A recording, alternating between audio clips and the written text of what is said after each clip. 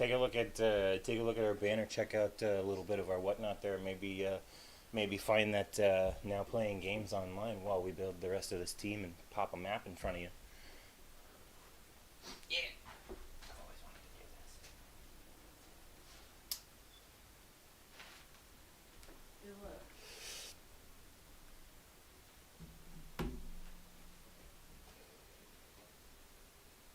That.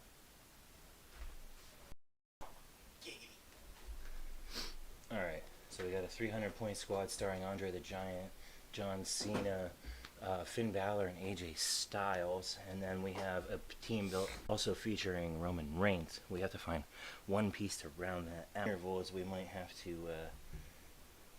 just go ahead and play our Kane at his lower point value of 60. So that would give us an even, or that would give us a 230 right now, and we would need to fill 70 points. I think to make balance on both sides, it would be right to put Sasha Banks as the fourth piece on the other team. So we'll have Sasha Banks at 70, Roman Reigns at 70. That's your probability control and leadership to help with real utility. And then you'll have your Undertaker at 100 and your Kane at 60 to make a 300-point team. And then on the other side, the camera's down there anyway. Look at my deck. Don't look at my deck, you whores.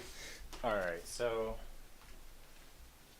what we've done here for today, we've built two balanced teams, and no one has picked from among them. They belong to nobody yet. That way, one team can be picked by our good pal Extremix, and the other will be left for your host Namindo to play with. The second dominates with his own stuff. He's a jerk. Make him play somebody else's shit. Well, I give everyone all my shit and let them tell me what's mine. Very fair. And I thank my my tutor in Clicks who taught me everything I know. He knows who he is.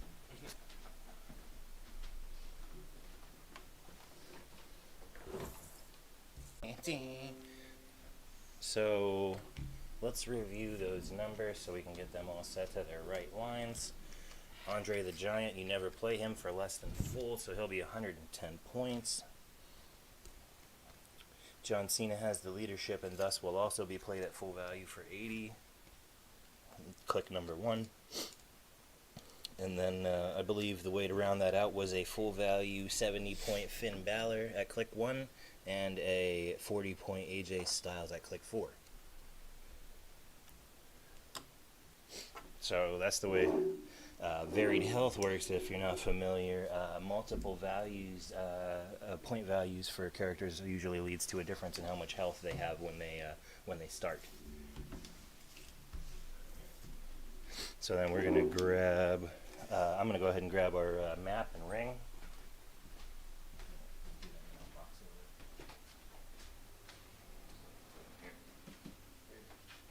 Sasha, thank you. Well, I mean, it's not who I need. It's up to you who you need. It's up to you, buddy. I think I'm gonna rock with Andre. Alright, we're gonna use the original wrestling map. War? Yeah, we're back to The original wrestling map from the first starter set for today.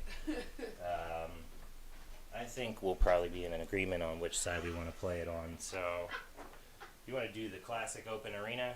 Yeah. Right on. Monday morning is Raw. Because we like it raw. Want to move that deck for me? Get my deck out of the way so we can get Raw. I'll touch your deck all day. There you have it, folks. Can't confirm. Whole hand on the deck. Deck out. Whoop. And you see it right there? It don't look like magic when it happens. Looks kind of nerdy. Whatever. So, yeah, don't mind cords over the starting areas. Do you want to put that up on top of the TV maybe and point it down?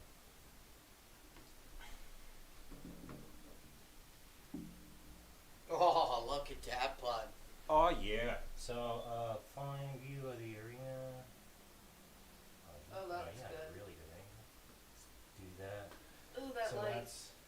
Excellent. Yeah, go ahead and point that up. We still have overhead glare, which is the name. That's what it is. Do you want That to turn light's the fine. overhead? Maybe. Turn that on full and turn the overhead off. Daylight is not my forte. Perfect. Excellent. All I ever do is stream at night. Awesome. So we're not familiar with the daytime, like bats and shit. So these two teams are fully balanced here. Let's go ahead and leave this up to our good pal, Extremix over here, to make the decision on who he wants to walk with. If he wants to take the original Andre the Giant squad, or if he wants to get with the Brothers of Destruction. Well, I think this is an easy pick. I'm gonna pick the Andre the Giant team for Bullet Club members Finn Balor and AJ Styles. So Nice. A little Bullet Club reference there for y'all who appreciate that kind of thing. And that leaves the Brothers of Destruction for yours truly, Namindo. And I don't know if you know, but The Undertaker is my favorite, like, since forever. So this would only make anybody who knows me super pumped to see me play this combo. ClipperCon, if you hop in this chat and watch this video at all, you're gonna love this matchup. My house rule has always been, when you're doing an all wrestling match, nobody pays for the ring because it's mandatory. Like, we don't set the arena out without having a mutual ring. Like, the same way that you do when you're backstage. Everybody shares that ring. Nobody pays for it except for the bumps they take and all the rest of the shit that comes with it. So we don't pay for the ring when both teams are fully WWE, because that just seems stupid. Unless you have two rings, like actually has happened once, and then we go War Games map and put a ring in both ring shadows. But can you do that? yeah, Todd and I had a War Games match in a sanctioned event. That's So we'll go ahead and throw the Undertaker right in the middle, Kane right next to him, Roman right next to him as well, and Sasha flanking the Undertaker. So the best thing about WWE rules is that they have grand entrance, which means that their first turn, every character can just move their full move value for free. You know, like, hit the music and here they come. So I need to get coffee and an egg. What's your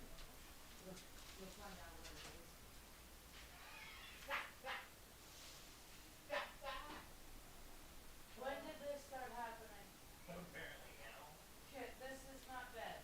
Absolutely not. I was wondering why my fucking dirt was everywhere. We don't sleep there, Joe. Get in the fucking fire. Excellent. Yeah, sneeze it out. Looks like a killer matchup. literally. He's got a chair. Yeah, we're about to put out some WWE, some wrestling objects. So Rules. here's our lovely WWE powers and abilities. Sweet. Because it's its own universe and its own place. That's why they call it WWE Universe. It's not that we don't want ECW or AEW clicks. Hint, hint, wink, wink. Hint, hint, wink, wink. No dirt, kid. No dirt. AEW for sure. Oh man, ECW. Give me every form of CM Punk in a Hero Clicks. Yes. Give me yes. shifting focus CM Punk in a Hero Clicks. I'm like shamelessly begging for it. I would like to see a RVD. Oh, RVD click? Hero Click would be pretty sweet. Or a Sabu. Oh, I'd get behind that. I'd play Or, that as a duo. Like Paul Heyman or Dudley Boys. yeah. Yeah. Absolutely. There was just too many classics in ECW to ignore them. Let's get the mighty drawer of bullshit. So in here we've got a chair and a table and a trash can. Wow. Where's the And table? some stairs. Where's the And a table? ladder. No table? Table. Oh, table. Blind. Didn't mean to flip y'all's off there. That was accidental, kinda. That's a fucking rock. And another trash can. Don't forget the rock. What? Do you smell what the Rock is cooking? Only when Croc Batman comes to the wrestling match. Fuck off. We only play the Rock object in a wrestling match in that situation or when the Rock is in the match. Yep. The Rock gets a rock because he's the Rock. If it's a man. What the Rock is cooking? And then he just hurls one at you. People! Alright, good deal. So let's make sure everybody's adequately supplied to handle their business. I'm just gonna go super bastard and use Ninja Turtle chips. I'm gonna take these dice dough. You need dice, yo? Yeah, dice dough. Dice dough. Thank you. I think we covered everything else. They're wrestlers. They don't like do special effects and shit. Like they don't make smoke clouds and bombs and barriers and bullshit. No, they get in there and they slap each other around and they throw each other at shit and they throw shit at each other. Like they should. Like they should. Oh, do you want the Commander Kit chair? It don't matter. I'll take it. Come here, Commander Kit. An eviction for the Commander Kit. You're being oversieged. Down with the tyranny. You kick it. Oh. Put her there to keep her out of my damn car. Picks her up so he could have the Commander Kit chair. Yeah. Just don't lean back, man. Mew. Get out of there, you kit. Don't lean back in that chair. That back of that will fall. Slowly. Have a chair. Have a chair, you kid. She Yeah. eats it. Sorry, off camera Kit Kat. She has a mind of her own. Well, I mean, why wouldn't she? She's a cat. Yeah. Oh yeah. Oh, we have chat. Thank you. Welcome. Hi. I agree. Oops. I concur. All right, so let's have ourselves. Which objects would you prefer to place, sir? Which weapons would you like to hide? You can put them close to your starting area or whatever. Put them anywhere within the range that you expect your people to move. If you want them to pick them up on the way. Again, we'll flip that over and introduce all the goodies that wrestlers are allowed for being wrestlers. Since, a lot of it stems from the fact that they're all melee characters, none of them get ranged abilities. Although, the joy of HeroClix is that holding objects means you can throw them, so. Pretty sure that's still applicable. So, I've got two trashkins.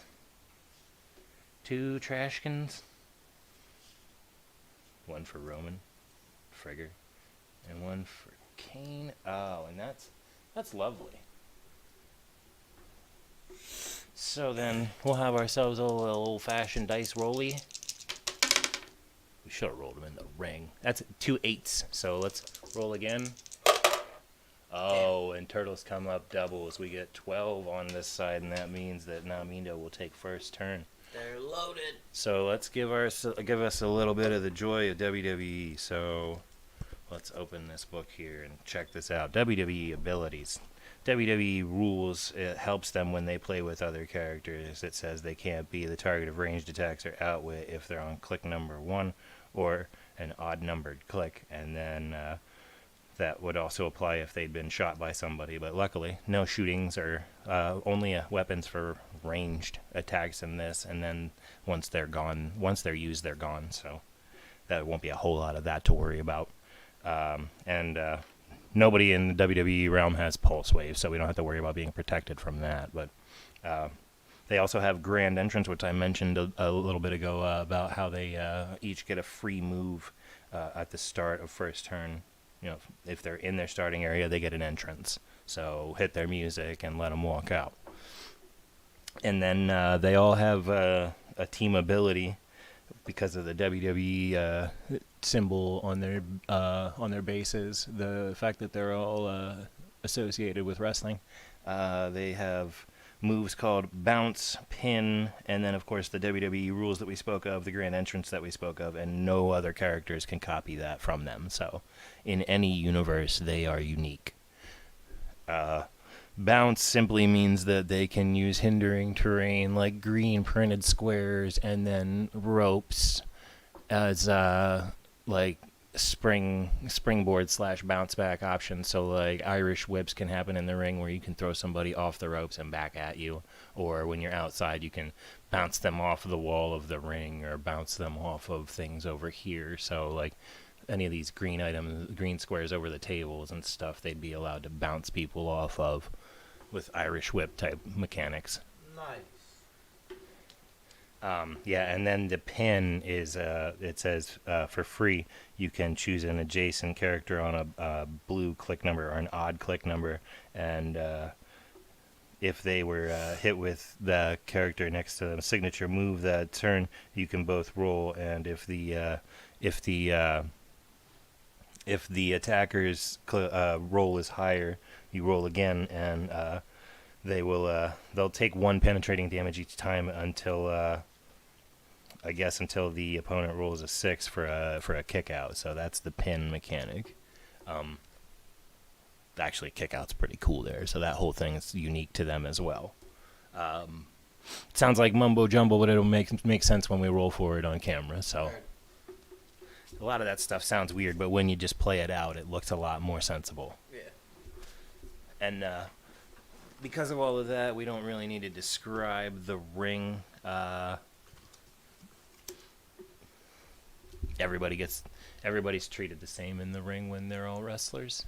Nobody's going to be doing ranged attacks, so they don't have to worry about bonus defense from that, unless you really think you're going to throw a chair from outside the ring into the ring. Do it. I don't discourage any activity. It's a creative game. Okay, well, with that in mind, they are 300-point teams. They would be 3 actions per turn, so 3 characters could take a paid action per turn. So with leadership on both squads, they will get a bonus action and then hopefully stay clustered enough to try to clear each other. We're going to start with the grand entrance of Sasha Banks picking up the trash can. She has an 8 movement, so we'll go from square 2 to square 10, which would get her to here. And we'll just give her this nice little object. Alright, fine, drop the trash can. Don't be a jerk. We'll have the Undertaker use his entrance movement to basically the same location. And then he has the ability sidestep, so he'll take 2 more steps for free, and 1, 2, hop into the corner of the ring, and that's all free movement. The Undertaker has a pretty dramatic entrance, and it usually leads with him being in the corner. Yeah. Kane will take his grand entrance and move. Oh, you poor bastard. He's going to move 6. Because he's on a low value click, so that'll get him from square 2 to square 8, which would lead to about here. But we're going to put him here. He picked up the steel steps on the way over. We'll have him do his regular movement into the other corner. We know all about that fire. Sadly, I played him on a low value, so he doesn't get to blow the turnbuckles. Uh-huh. Yeah, it's like he was already there. No. Alright, that's one action. We'll put this trash can with Roman Reigns as he moves through, and he's got an 8, so that will get him to square 10 as well. And we'll just move him up to here and give him the side step to end up next to Kane and his uncertainty about his weapon. Yeah, you get it. Those are all free actions except for the movement by Kane. I'm actually going to let that be the turn. Sweet. Alright. You can move everyone for their full movement for free because of grand entrance. So. Yep. So we got Finn. He's gonna pick up a chair. And then as soon as we go through entrances, we can move the camera down for close up. And he's 1, 2, 3, 4, 5, 6. He's gonna stop there. For now. Let's see. John Cena's going to. George. He can use his full movement though. Yeah. I think it's 8. Yep. So we're gonna do 1, 2, 3, 4. Is he picking any of those weapons up? Yeah, pick the ladder up. So that's That was 2 of it. yeah. Yep. 3, 4, 5, 6. Easy the hunter. Right on. My two Boop. big decent guys out there for now. Right on. We take Andre's gonna pick the ladder. Oh, that's friggin' nightmare stuff right there. Andre the Giant with a ladder. Rip. 2, 3, 4, 5, 6, 7. Few things could be as scary as Andre the Giant with a ladder. Much less Andre the Giant running with a ladder. 1, 2, 3, 4, 5, 6, 7. We're just gonna keep AJ out there. Yeah. I think anything.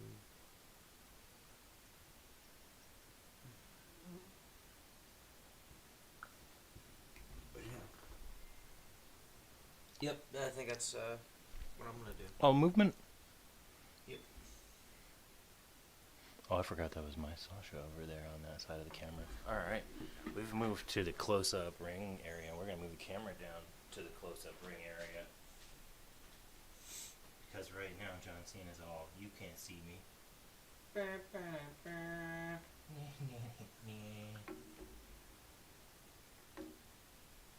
Nice. Oh, look at that. Will that keep doing that tracking thing, or is it because I'm moving in the shadow? Maybe. Looks good now. Alright. Good deal. Yeah, everyone's in the shot now, and pick up the front of the camera real quick and let's slide this a little. I can stay right where it's at, but I can just slide this. That's better. Yeah. Alright, don't worry about Sasha. She'll be in the camera in just a second here. So now that the turn is back to me, I'm gonna go ahead and let Sasha try some tricky shiz after my leadership roll with Roman Reigns. So leadership, he'll roll looking for a 4, 5, or 6 to try to clear an action from Kane, who's next to him. I know they're big, bulky objects in their asses there make it hard for them to look like they're adjacent, but I promise you, they're in those 2 squares in the corner. So let's go looking for a 5 or 6. Yes. No. Yeah. That's okay. That doesn't make too much difference in what we're gonna do here. Is Finn Balor in the corner? Yeah. Okay, that's fine. I just have to know for the sake of charge. For sake of purpose. For king and country. Yeah. Alright, how high is Finn Balor's defense? How high is Finn Balor? What click? See a full click 7? Yeah, he's full value, so he should be at 18 with toughness? Yep. Okay,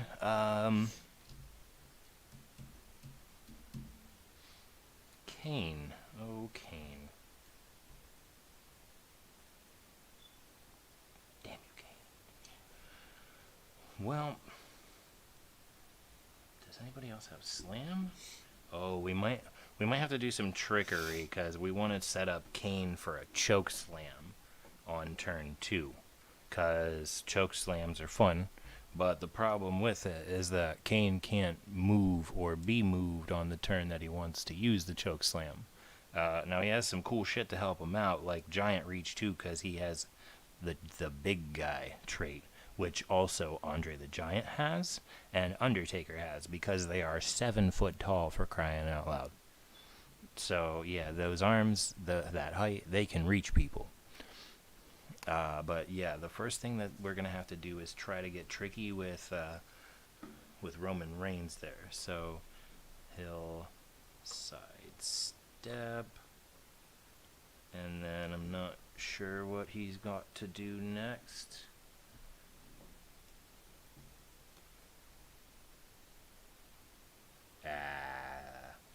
Curses to you.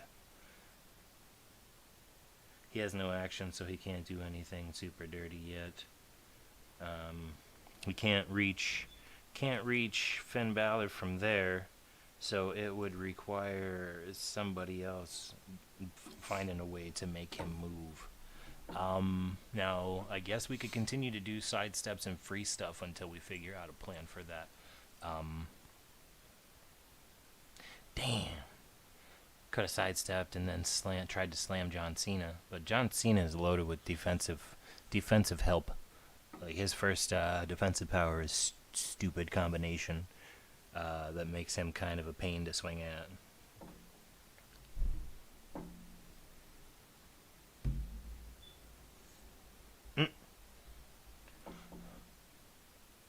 Swear I just heard an argument with the cat. What do we do? Who can we hit? Sasha Banks has an 8, and what is that? Lightning Speed, yeah? Lightning Speed won't get her close enough to hit anybody, because 3 squares won't get her next to anybody. You're really disappointing me there, Sasha. So maybe we'll have to move her after the fact here. What are we gonna do? We need to sidestep the Undertaker.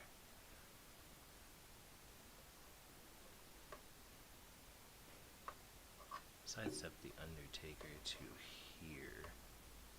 And then he will outwit the defensive power of fucky combination on John Cena.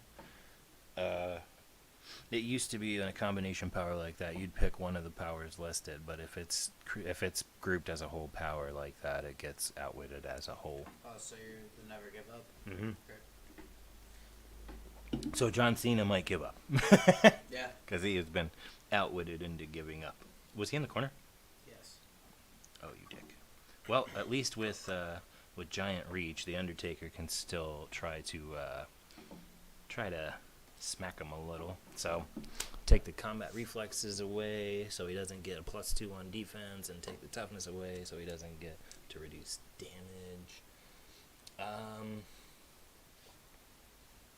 Ooh, we only sidestep there. Before we roll and make that an action, we're gonna bring in a probability controller. So Sasha Banks needs to move 1, 2, 3, 4, 5, and from the direct diagonal line of sight, she can see if this attack goes wrong to give a probability control reroll to the Undertaker. Hopefully, she doesn't need to.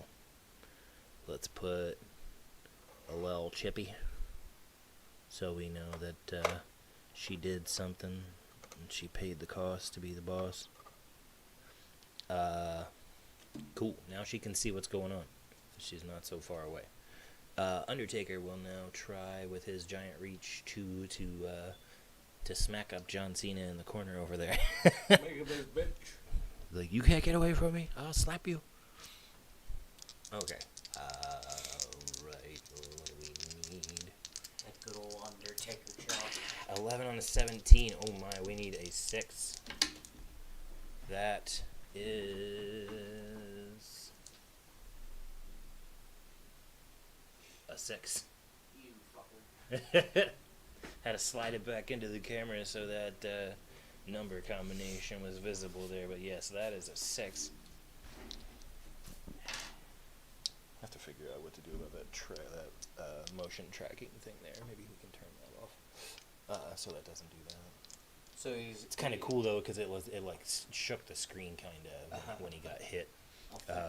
Undertaker, the only person in the ring without a weapon, but that hit John Cena for 4. I don't have anything like. Not with it outwitted. So Damn. John Cena gets a fresh slapping. Smack him up. And then the Undertaker may later consider a tombstone Mick Pile driver. Oh, tombstone. What? What? You gotta have a tombstone? What? Hello, pile driver. Alright, that was fun. So, what else can we do? I don't think we can do a whole lot unless it's done with Kane.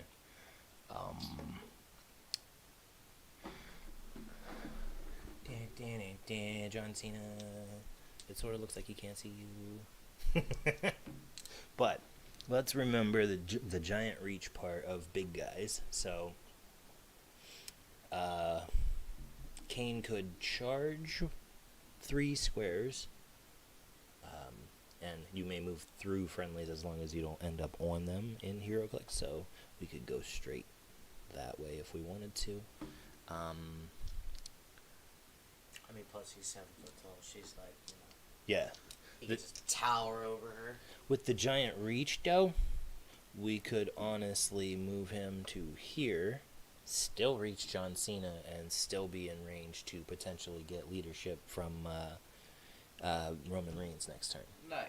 So, let's go ahead and slap a guy with some stairs. We'll charge with Kane. Give him a new chippy. He'll go 1, 2, 3, and then because he has giant reach 2, he'll be able to just grip up John Cena over the gap. So it's 10 on a 17. Defensive power still outwitted, thanks to the Undertaker. So 10 on a 17, looking for 4 thanks to the stairs. That's an 8, which would make it an 18. So, do you have anybody on that team with a probability control? If not, they are theme teams, and you would have 4 for the game. Yeah, I'm gonna take 1 off. Let me get you some dice. I got you. Oh, nice. You got hurt. Yeah. If you can put 1 on both sides, we would both have started with 4 because that actually worked out very perfectly in terms of building balanced teams because they both ended up with 4 pieces and they both ended up with giants and defensive tankery. So, I'm gonna use 1 for sure. That one that he's ticking off on that die there indicates probability control for his team being made of all wrestlers. So they get 1 reroll per game per piece from that. Well, per round. one reroll per game based on how many pieces are of the same affinity. It doesn't have to be taken with each individual piece throughout the game. Yeah. Any one of them can use it, but the number of pieces of the theme equals the number of probability controls for the game. I guess that makes more sense than the way I was saying at the start.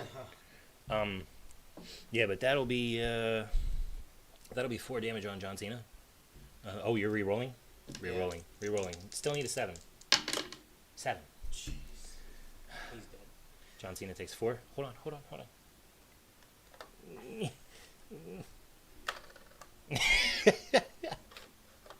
John Cena hit with the stairs. Ah.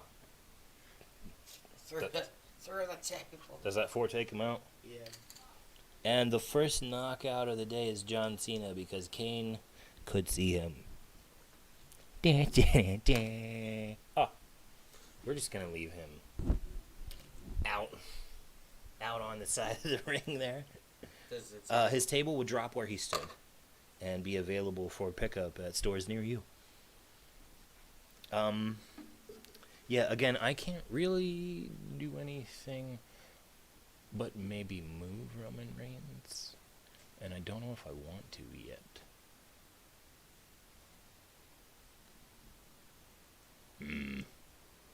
Well, I guess we'll have to just let that round out the turn there. Sasha with a trash can, Roman with a trash can, Kane with a lot of fire up his ass. That's turn for this team. Oh, nice. What up, Scuttle Puffery? Very nice. Just in time for the stair shot. Alright, so Andre is going to toss that ladder. Oh, And ladder. Ladder slap by Andre on Kane. Yeah. Rough. Oh, my. Wait, does he have Quake? Are you freaking kidding me? Yeah. Bro, if you Quake, you can just knock Kane back and Roman. So Quake, yeah. Okay. Do you have an Outwitter or... Yeah, do your AJ first so your Outwit can be in range. So then you can say to at least Kane or Roman that their toughness wouldn't apply for the Quake. Because Quake is like 1 damage to every target. Okay. So then that way one of them would still guaranteed to take damage and get knocked back. Move from there. He has that lightning speed, which is like a modified hypersonic. So Okay. if you want to move 3, try to melee somebody and then move out 2, Okay. like a hypersonic speed, that Yeah. would be more useful to you. So I could go 1 right there. If you want to, yeah, you could just do 2 and then try to move 2 after. So what, you're going after Roman? Yeah. Need a 7. Ooh, Oh. that's a snake eyes. You're probably gonna want to prob that for Yeah. yourself and not hurt AJ. Take AJ rolls snake eyes and slaps at himself, and we try to pretend like it didn't happen. That's a 7. AJ does 2 damage. Roman takes 1 off of toughness, so we're just gonna eat that 1 and not prob it. Okay. And then he can move, you said? Yeah, he can move up to 2. Lightning speed is pro wrestling's hypersonic speed. He can still see Roman if he wants to outwit his toughness. Okay, yeah. What do I need for And that? then that's not you just need to call it out. And like he has the outwit power. So you just say, I outwit his outwit. toughness till next turn. Yeah. And then your Andre could Quake against him, Kane, and the Undertaker, honestly. But it would only do like damage through to Roman, so you might as well just directly swing the ladder at Roman Yeah. and try to slap him for 5. 11 on a 17, so you need a 6 to slap Roman for 5. That's a 7. That one Kane's gonna prob control because Roman needs to at least do something paid before he dies. That's a 4. So the ladder gets thrown and nothing happens? Yeah, the ladder is Gone. toast. Andre isn't used to swinging stuff. Throw him a chippy. And Finn Balor still has lightning speed and a weapon. So he could use the lightning speed on Roman with the outwitted toughness while he has a chance. And that means he can move? Yeah, do it from the side that Kane is on, and it will save you from Sasha's prob control. So he's going to swing at him with the chair? Mm-hmm. 11 on a 17, looking for 6. Oh, that's solid. That's, oh, damn, that's 4 damage. I'm just gonna have to eat that. And the chair gets swung by the demon. Here, hit him. Hit him. Ah, chair shot. To the dome. Oh, and then you can move up to 2 squares away with Finn Balor. You could even move him to that table in the corner. That's what I was going And to do. snatch that up in the movement. So you can re-weaponize him after he de-weaponized by slapping up Roman Reigns there. Not gonna lie, it never makes me feel too bad when Roman Reigns gets slapped up. Yeah. Head of the table. Gonna be put through a table. Table. I think what he meant was he'll have a table to the head. Yes, sir. Oh. You gotta, like, simulate setting up the table and smashing it. Oh, that sounds too good. That would be great. Wrestling matches are so great because they just turn into this blood fest of, like, right now action. Right now. Yeah, we've been playing for like a half hour, and there's a knockout and a ton of damage that's been done in no time flat. All the big guys just do so much to start. Giving them a weapon is rude. All right. So is that turn then? Yes. Solid turn. Roman Reigns no longer has leadership because he just got his ass whipped. How are we gonna do this? He doesn't have slam either. What a bitch ass bitch.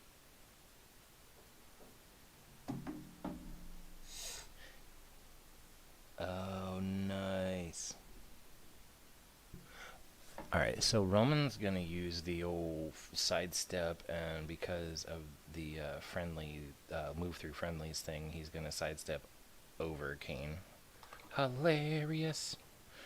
And then he's gonna have a trash can swing at Finn Balor with close combat expert, but before he does, the Undertaker is going to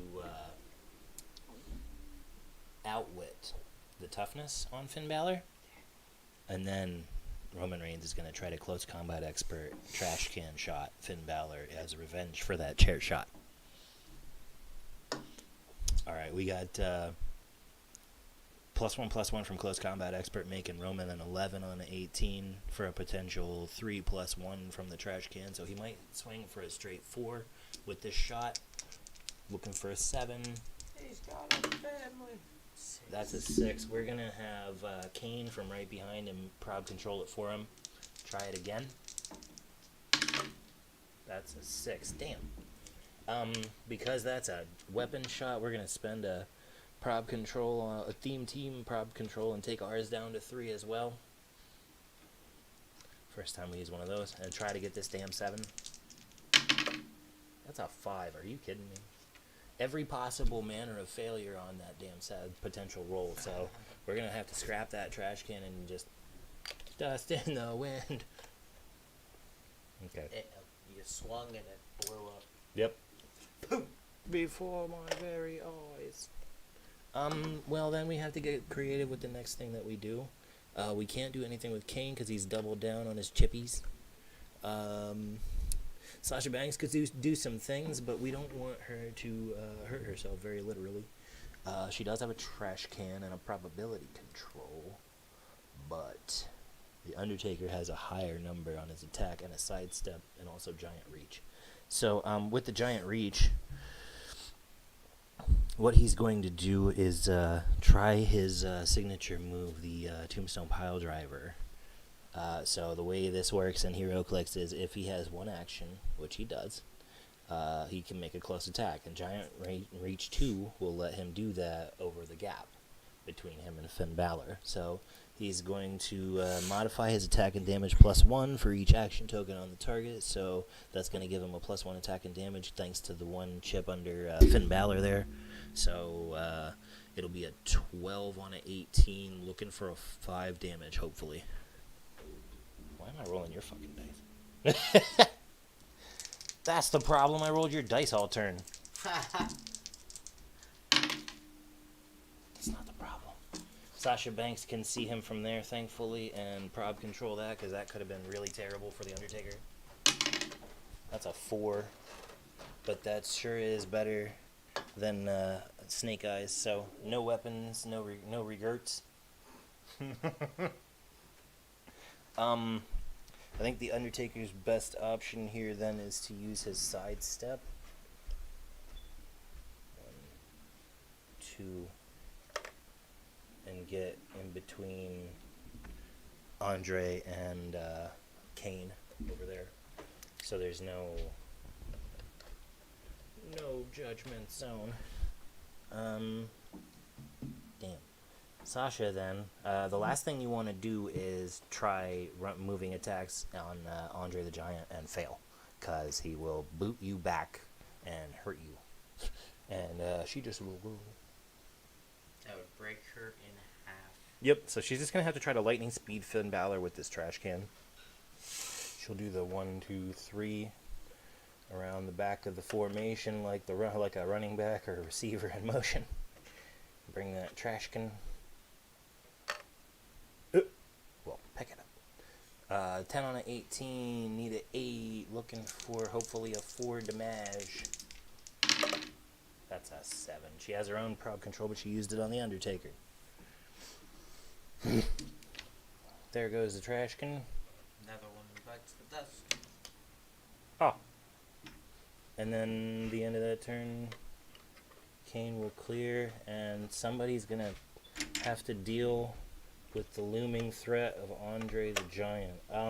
The lightning speed, however, gives 2 movement away from that attack, so she's going to end back there, thankfully.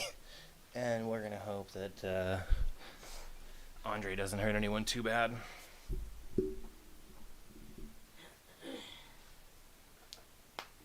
Okay. Because Oh, he this has failed. he has an action token, he can use slam. Is that what I'm reading? Absolutely. So I'm gonna do that. Oh, slam is gross, especially if you're standing next to the ropes. So I don't know why they never instated it as higher elevation for the ring, but obviously a wrestling ring sits off of the floor. Yeah. So, I mean, I enjoy house rules as much as the next person, and I think if we take falling damage in regular games where others don't, and we take knockback damage where others don't, that we should also treat the ring as a place to fall off and out of. You will hurt if you get thrown over those ropes. So I'm going to go ahead and say the house rules, if you slam a guy over the ropes, he takes 1 bonus damage. Alright. Sweet. Alright, so what do I have to do? So I slam for the Undertaker? Would that You knock bastard. Knock all 3 of them? Like 1? No, you would like pick him up and move him, or because he already has 2 action tokens. Okay. So like the way slam works is you hit and then you can put him in an adjacent square. So like you could dump him out. Right. Dump him out. Alright, so I need a... You need a 7. Oh, he can do both. Gross. Too bad I don't have another action to be able to take. So, what is that, 3? Yeah, you can use one of those. Down to 1. Andre the Giant pulling out all the stops. 5. Ding, ding, ding. If you had targeted Roman, you would have hit him. Wait, no, he has combat reflexes. Never mind, they have the same numbers. Damn, that ain't even fair, Roman. Alright.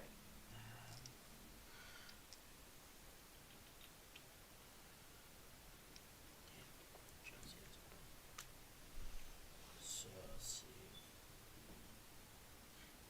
Finn Balor can also do slam. Oh, yeah, with the 1 action, he has 19, 16. Yeah. Ooh, nice. So, Future reference, you might want to do his before Andre's. yes, Because of the it'll take -2. Yeah. So I'm gonna slam Roman Reigns. Absolutely. What do I need? You need a 7 because it was combat reflexes. Heard. That's a 3. And you spent one of those already this turn, so Bad roll the dice. That's what happened to me when I rolled your dice. I freaking rolled his dice like 4 times in a row and I failed every roll. I'm like, oh shit, why am I rolling your dice, man? And AJ can still do his lightning speed. Yeah, lightning or his oh Yeah, his is shit. too. So hold that thought. Okay, it's close attack, not then close action. I was gonna say you could slam at the end of the run, but you can't. And I don't have any side steps or anything. So Yeah, but so you might as well use the side, the 3 and then the. so I can move up. Yeah, up to 3 and then 2 away. So 1, 2. in theory, you could reach any of the 3 of those there, like because what you were here. Yeah. 1, 2, 3, 2, 3, Yeah. 3, The easiest target is probably Kane. Yeah. He has a 17 with toughness, but nothing to increase it. So Sasha's a 19 right now, Jesus. right? See prior conversation about the boss. He has. Get out of here, you fuck. He has a stun. Nice. So wait, does he have it now? Ew, yeah, he does. Oh my god. So yeah, when he hits, after he hits, the character that he hits gets a -1 to their attack and damage until your next turn. Okay. That's So cool. I need, 7%. Yeah, That's an 8. that is an 8. So what? With his toughness, that'll hit for 1, Yeah. and then he'll get a -1/-1. Yeah. Good timing. And then he can move to that. Yep. Right on. The fun time on that one. That was a real matter of should I or shouldn't I take this damage right now. Yeah.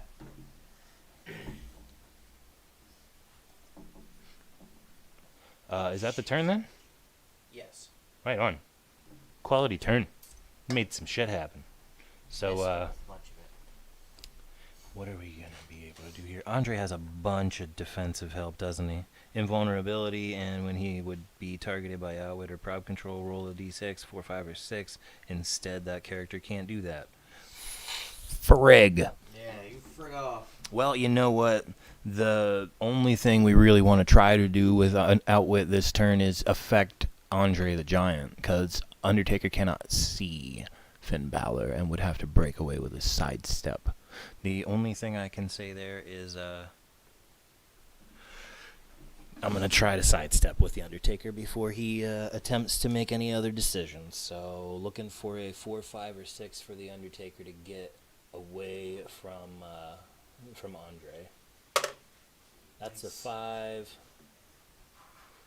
Everywhere the rope shuts down. 5. So we're going to have the Undertaker go ahead and dip through that little gap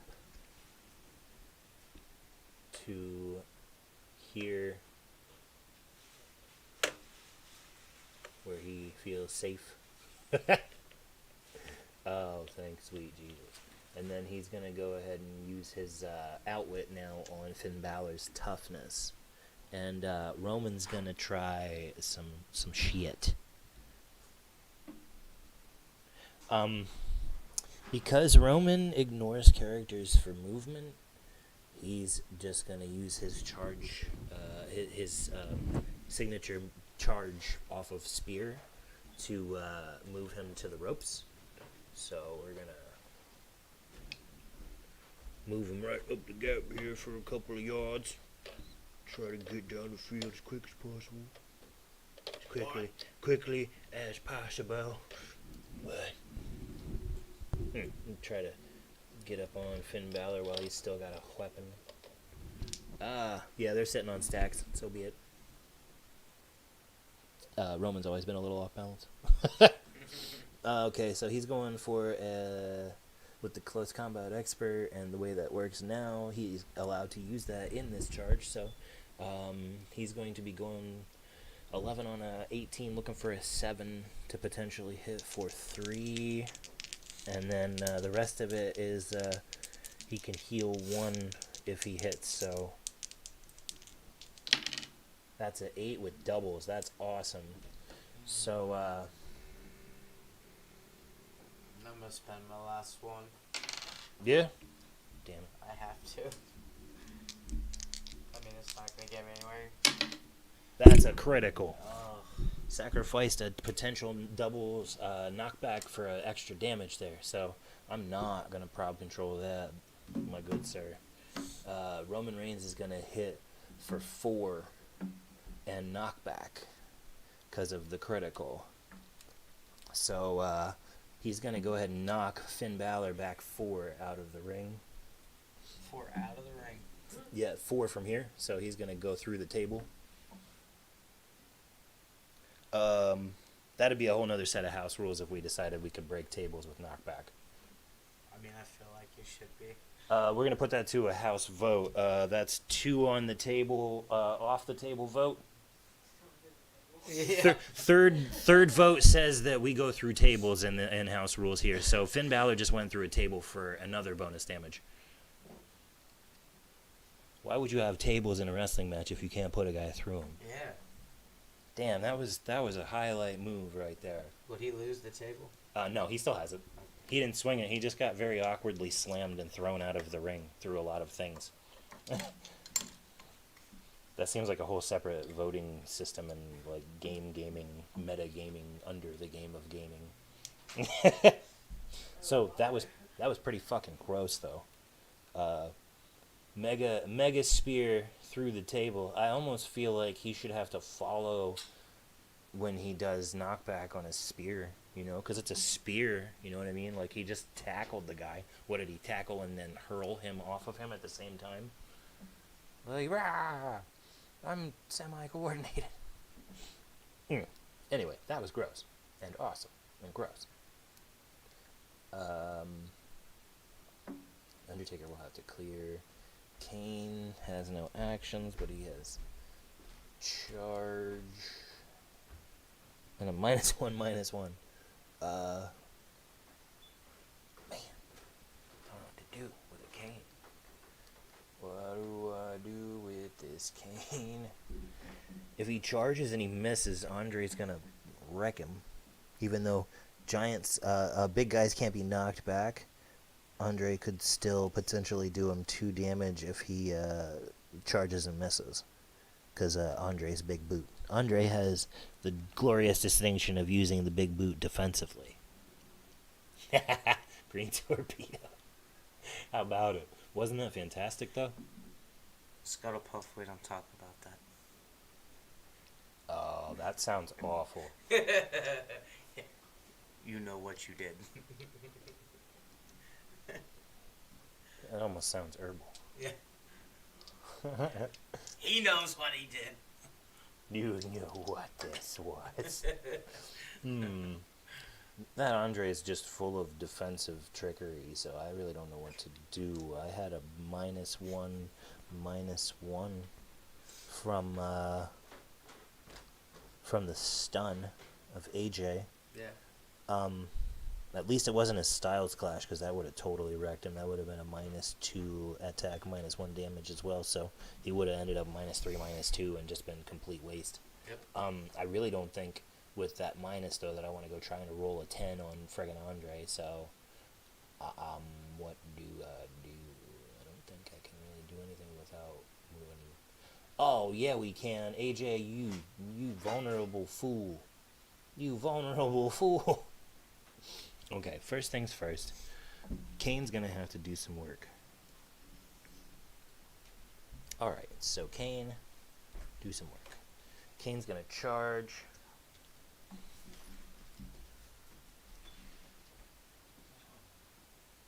I'm gonna go over and get a Red Bull. Oh, I gotta make coffee out here. Never mind. Would you mind making me a cup of coffee? Do you want to see this Kane charge? Kane's probably gonna fail, but Kane's gonna go ahead and charge. 1, 2 at AJ. Oh God, looking for 9. So much uphill. That's a 5. Use his own prob control. That's a 6. Use Sasha's prob control because nobody else can do anything. That's a 7. Use a themer. Oh, for crying out loud. Down to 2. Oh my God! Oh my God! That's a 8, motherfucker. Still missed. Good stuff. That -1 was all it took. So at least Kane has 1 action. Everybody else has to frig off and clear. I imagine he just runs to the ropes and that's what you see. It's like just like it's like the Ultimate Warrior just standing there wrestling the ropes for 5 minutes at the start of every match, except that he didn't mean to do it. Like, no, it was an accident. That other guy, though. just kept trying to grab AJ. Nope. Well, that was a quality turn. If for nothing else, the spear through the table was fantastic. Finn Balor my God. Oh my God. If it's cold, it's on. It's again? It is back to Camp Extremix for this next turn. Looks like a lot of clears though. Yeah. Finn Balor taking a rest over there in the wreckage of the table. I don't think he had a choice.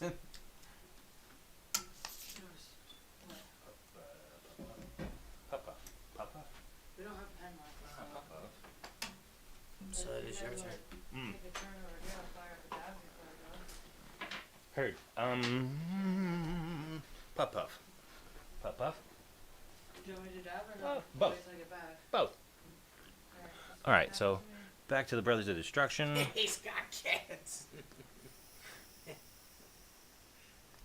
Yeah, Finn Balor fell out of focus there for a minute. We've got a Kane ready to throw down with some shiz. What can we do with Sasha? Do we Sasha to set up the Kane? No, we don't. We don't Sasha to set up the Kane because we have to read our damn cards. So, Kane's choke slam says if he has an action hasn't been moved or placed, he can use slam, which is that fantastic power we were discussing the last time we tried it, and it hadn't hit yet. But when he uses it, modify his damage plus X, where X is the amount that your attack total exceeds the amount you needed to roll. So, what I need to hit this AJ and his 16 plus combat reflexes is a 10 into an 18, so I need an 8. If I roll any greater than that, I can do bonus damage based on it. Damn you, Undertaker. Damn you, Undertaker.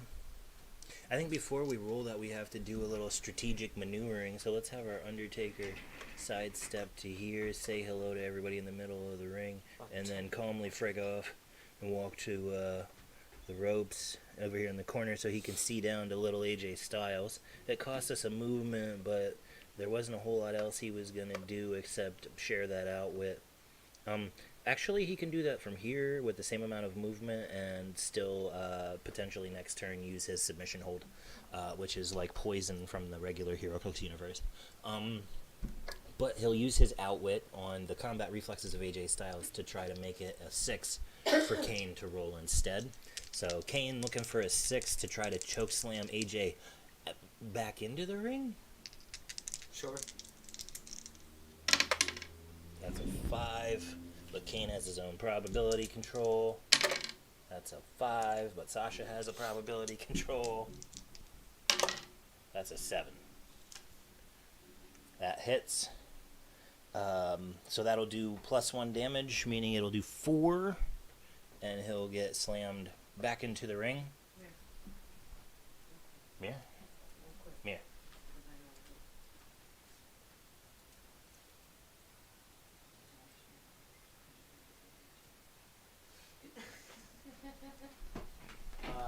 I hate to inform the crowd, but AJ Styles has left the building. Oh, AJ choke slammed out of commission. Well, that happens to the best of them.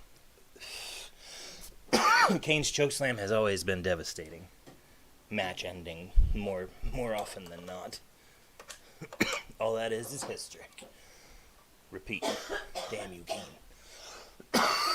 Low point value Kane showing up and showing out. Huge value for a mammoth. Undertaker doing some utility work there for a change. And it looks like if anybody wants a tug at old Andre Ted Giant, well, they would have to run and attack, and that might hurt them more than it hurts him. This hurts you more than it hurts me. You ever hit a wall? You want to do it again? I think Sasha's going to have to go confront Finn Balor. 1, 2, 3, 4, 5, 6.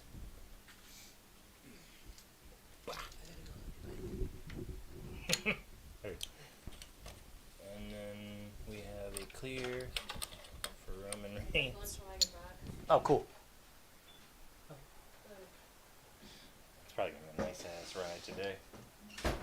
it's sunny as shit out there. That's the weather forecast for the day. Sunny as shit out there today. And now to Ollie with the news. It's gonna rain. It's gonna rain. All right, that was turn for Brothers of Destruction and Company.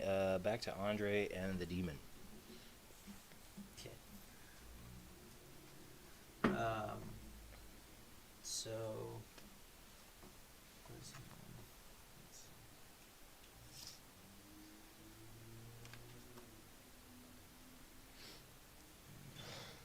on?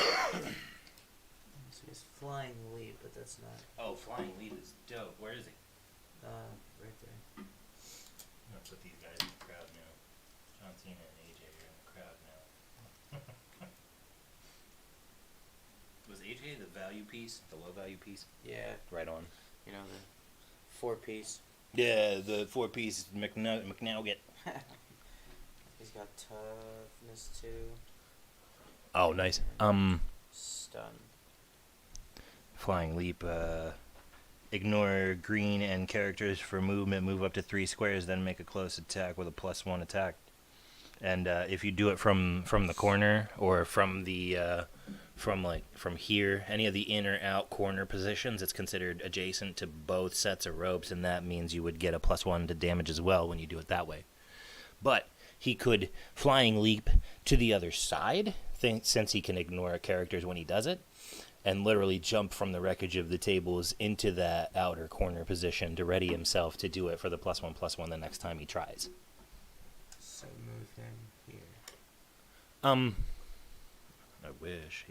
It's like bridging the gap. Either outside there or there, but there to try to do it for the bonus I was talking about next time. Okay. Okay. That's setting up for the next one. So this time you'll get a +1 on attack for it, so it'll be 11 on a 19 because of combat reflexes. And you have stun potentially too, so that's cool.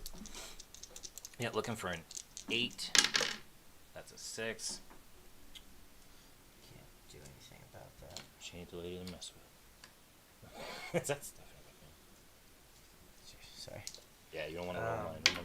Remember what happened to me So, when I rolled the wrong dice. Fate Andre. punished me. I mean, yeah, he's just gonna. Andre. Oh, he's got free reign to do what the hell he wants. What does he have? Besides, oh, he's got so much shit. Right Quake. now, sidestep and slingshot, so he can Irish whip a guy and then wreck him on behalf of on account of it. So you wouldn't need the sidestep to do it to literally any of the targets, but you can't knock back a big guy, so it would mean that he would have to go for Roman with it or step out and use it on Sasha. But I think Roman would be the easier target right now, so Do I have to move or not? no, he has giant reach too. He's huge. So the way slingshot works is that you can knock someone back, but you can choose the direction, like basically like an Irish whip, bounce them off the ropes, and have them come back at you, and they don't get to. It says you can. Oh, not right on. You can use it against characters with charge and combat reflexes, because normally they can't be knocked back. But in this instance, you can just go ahead and try to Irish whip him, and then after he gets knocked off the ropes and comes back at you, you get to make a regular close attack. Nice. Alright. Cat, why are you in my fucking cards? Okay. You're the reason all my shit's all wrecked over there, you Kit Kat. So I need a what? Oh my, you need a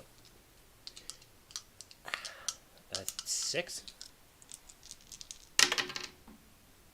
7. Nice. So why don't you just say fuck the slingshot and just fucking slam him off of that? Yeah, off the ropes. I mean, just straight up hit him for damage from that. Just like, because that hits him, and even if you slingshotted him, you could still do the melee attack from that range anyway. Yeah. So just regular melee attack him with that. Okay, yeah. And hit him for a straight up 4. Yeah, Sasha can't fucking, I can't use that fucking prop control on Sasha right now. And I could use Kane's, but that only leads to it hitting harder. That's a middle of the road roll that's easy to duplicate. We're not gonna prop control it. Probably killed Roman. Yeah, you did. He got chopped. Choppy Johnson. Roman joins the spectators. Big chop from above by Andre the Giant.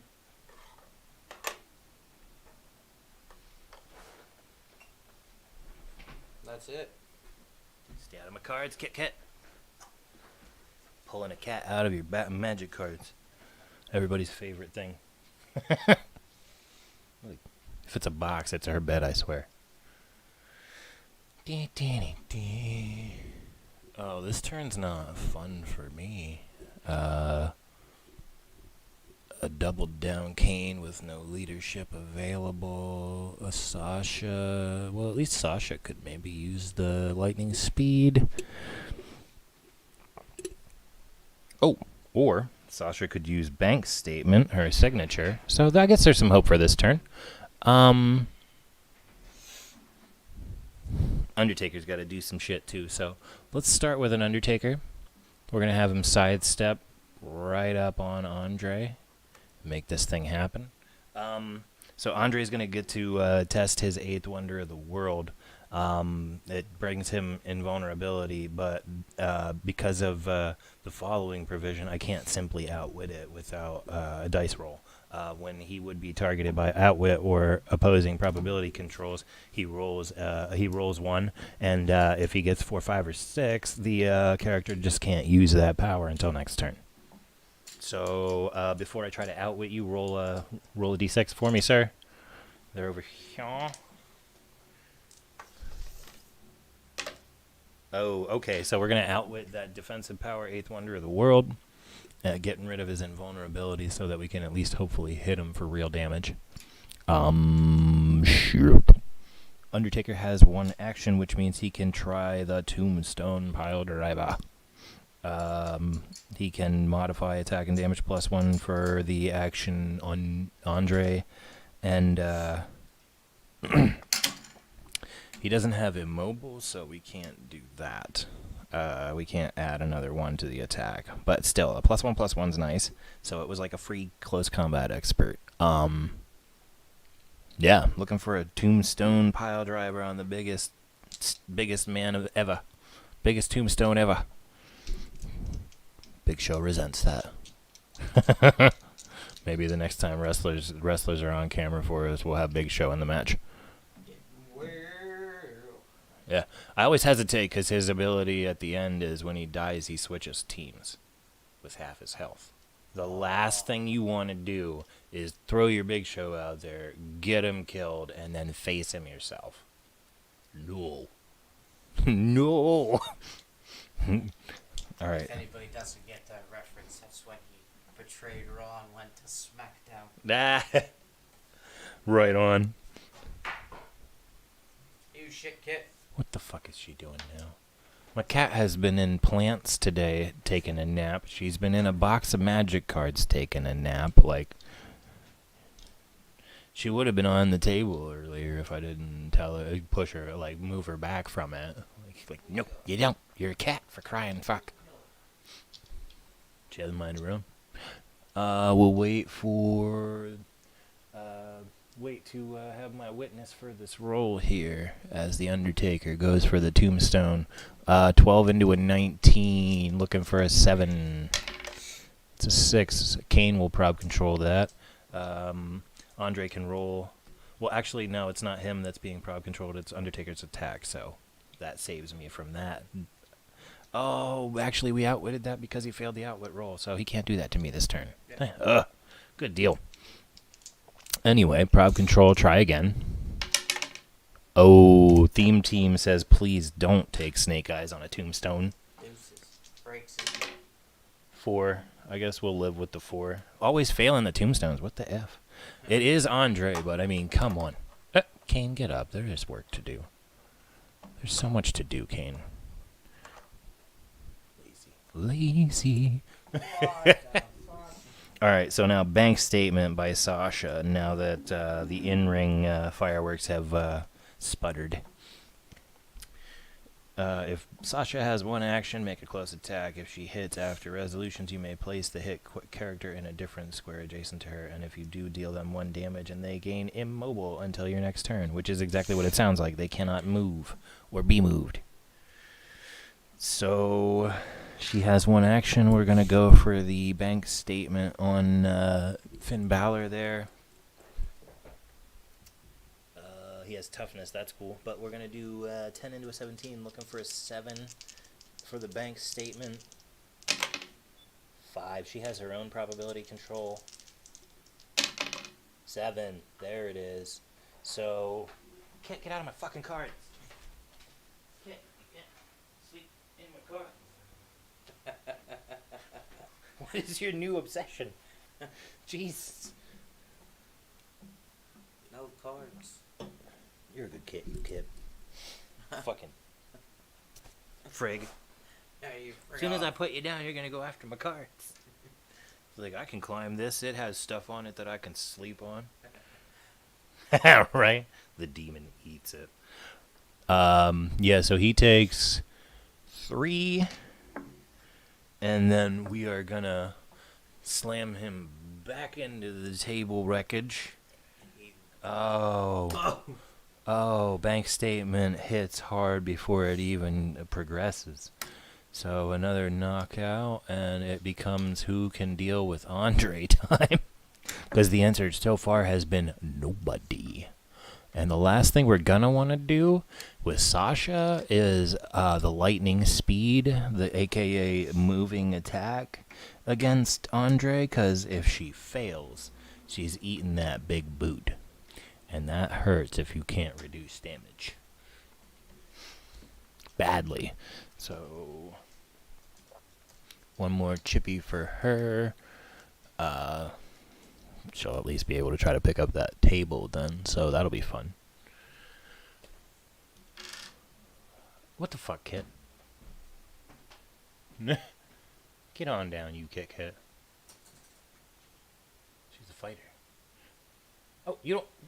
She slap at you? She's a fighter. You calm down, Kit. You'll get your own show someday. She's got aspirations of greatness. That's the turn. And back to Andre, who could... Oh, he could scoop slam. Oh, God. So Andre might try to scoop Undertaker right out of the ring this turn. Yeah, that's exactly what I'm gonna do. All right, that's looking for a 7. Harsh.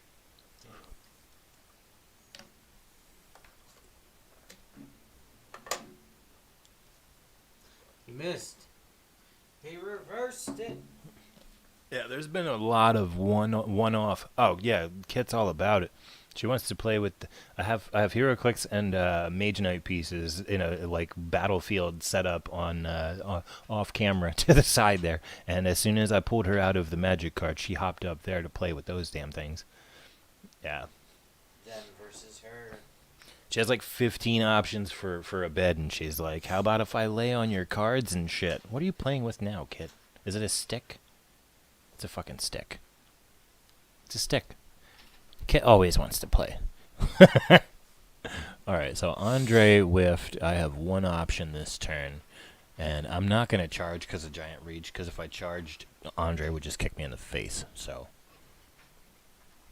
Yeah. Andre, natural deterrent. Kane. So... Oh, Kane has reversal. I don't think that helps him at all, though.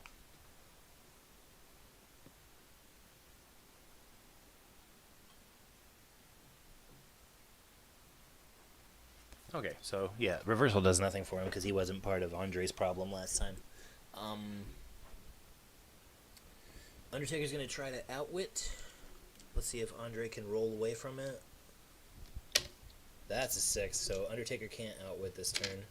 Damn.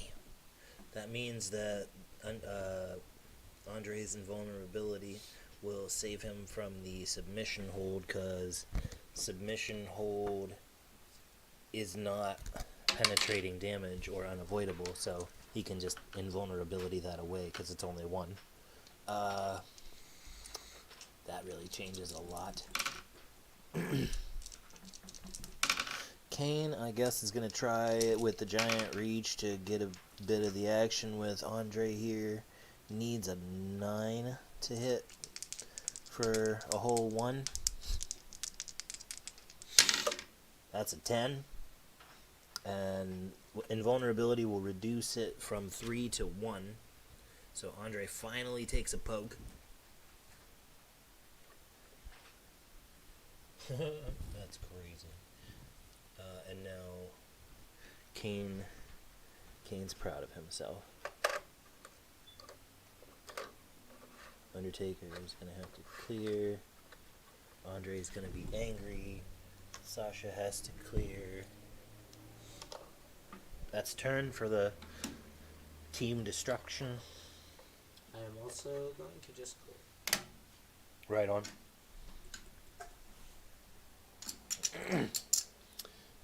Back to team destruction. Well, these turns are all going to start the same way. Undertaker tries to... You fucking whore. Andre says no. Andre says no with a big old bombshell. So Undertaker can't outwit this turn. We might have to try some things, though. One by one. The first thing we want to do is have the Undertaker try just a regular old melee attack. Since he's not going to be moving in any way, if we can hit with a melee attack, then we can follow it with the submission hold bonus damage because we haven't been moved or placed. That's the whole gimmick of that. And it requires being adjacent. The giant reach wouldn't allow you to do something like that from the gap, the way that Kane's positioned there. So Undertaker's going to have to start this one out.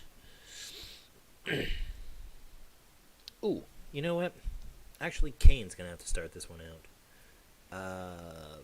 Kane's got the chokeslam with one action, so he'll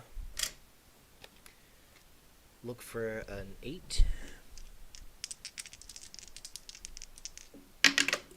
Oh, yeah, Kane's probability control is going to erase that snake eyes. And we will spend that theme team proud control because it's late game and we might as well make fireworks. Trying for an 8. Nope. Big fail. Kane swinging at air. Seems to be doing that all the time, bud. Yeah. It's one or the other, back and forth with regularity.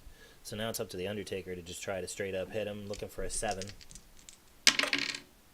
Damn you, Sasha. Undertaker fails. Andre's a problem, and a mountain of a problem at that.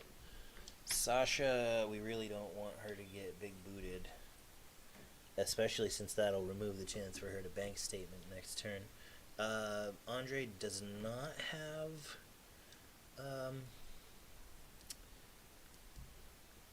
what am I thinking?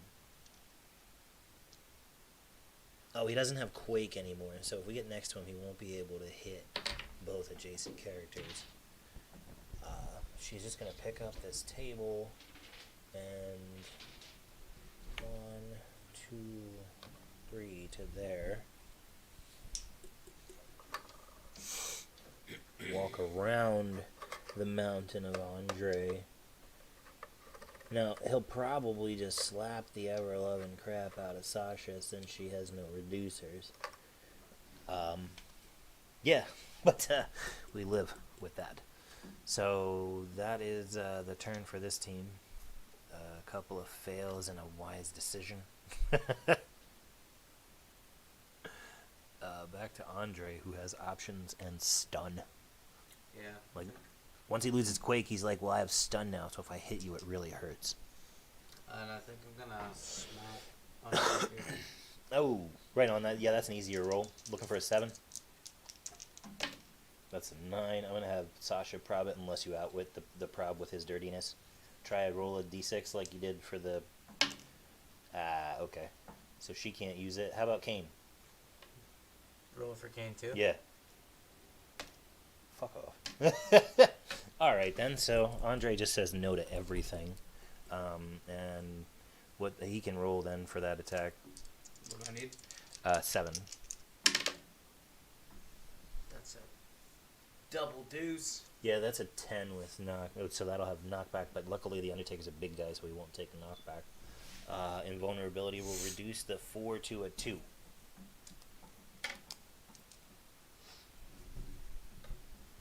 Damn, Andre. Andre trying to set up for yet another scoop slam attempt. Let's hope he doesn't bounce Sasha out of the ring. He might just completely finish her ragdoll style from the mountain. Excellent. So, yeah. We got options on this turn, but we have to arrange the options. Undertaker no longer has an out, which really, really sucks. Sasha has a bank statement, though.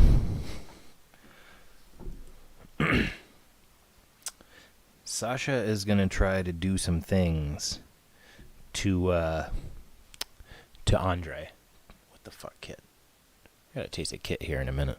She's ridiculous. You can't plan around a Kit. Like, nighttime when I stream, she just sleeps. She'll pick a chair next to where I'm at and just sleep. But daytime, she's like, hey man, everybody's up. I'm gonna wreck stuff. Do you want to see me wreck stuff? Do you want to wreck stuff with me? Do you want me to wreck you? And that's the Kit. The life of a Kit. Oh, man. So we've got options, but we got to start with the bank statement. So, yeah, she gets to start out with a regular close attack. Try to add the table in. So 10 on an 18. 10 on an 18, looking for potentially 4 damage on the bank statement. That's the 18. 8 plus 10 makes an 18. So we're going to go ahead and hit with the table for 4, which will then get reduced by his invulnerability to 2. And then she can move him to a different square. So somehow Sasha Banks is scoop slamming Andre That's impressive. over here and dealing him. Does he have... Oh, he has toughness. Okay, so he won't take 1 more damage, but he has immobile until next turn now because Sasha scoop slammed him. The first real damage to Andre is Sasha Banks. Yep. She's like, I ain't the lady to mess with. I'm the boss. Big table. Just cutting down the giant. Now the Undertaker's going to do some work as well. So he has his tombstone. He gets a +1/+1 for the action on Andre. And then another +1 because he now has immobile. So he's going to be a +2 attack, +1 damage right now. So 12 on a 17 for hopefully 4 damage on Andre. 12 on a 17 requires a 5, and that is a 6. So that's going to hit Andre for 4. Toughness will make it 3.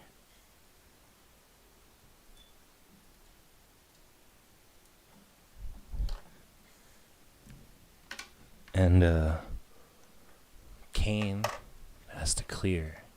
Oh, they're making the giant angry.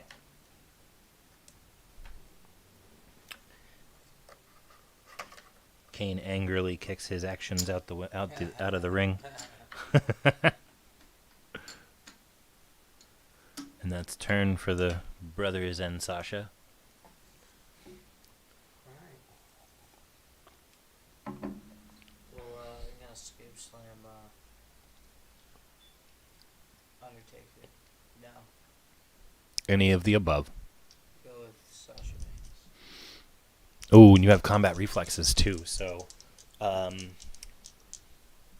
she has a 19, but you have close combat expert, my bad. So you'll be 11 on a 19, looking for 4 damage. Ooh, that's a 6. For sport, I'm gonna let you I'm gonna prob control that and let you roll that again because I want to see some fireworks before this game is over. That's a 7, so frig. I tried so hard. Me. Okay. Well, then next turn comes around. Let's start with Kane because he's the only guy who can do paid actions this turn. Everybody else has some shit. Yeah, he's got giant reach. Looking for a 7 to hit Andre with a regular old punchy punch. Oh, yeah, Kane used his own prob control, did not hurt himself. That's a 6. So, yeah, we don't have any themers, so that's life. Kane misses yet another.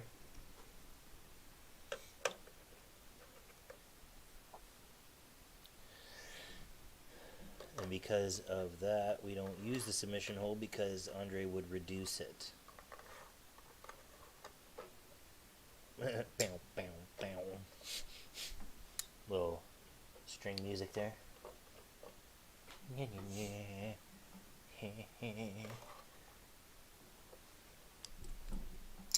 Alright then. Oh, is that a clear for Andre? Yep. Alright, let's see if Sasha and the Undertaker can work together on this. Undertaker will swing first. Try to get some damage through. Needs a 7. Hit Andre for 2 that'll go through the toughness. That's a 6. He'll take Sasha's prob. He doesn't have that anymore, thank God. Regular toughness now. So I don't have to worry about the 8th wonder of the world, but that's an even shittier roll. We'll use Kane's probability control, since it's the Undertaker, the midpoint, who can be seen on both sides. 5. Damn. There was just no having that. No having that. Another whiff at Andre the Giant, because he's just made like that. Kane will try to choke slam Andre. 10 on a 17. Hoping to do 3 plus whatever we might go over if we do go over. Need a 7 at least. That's an 8. So that means Kane will do 4 damage on that. 3 of it will go through after the toughness.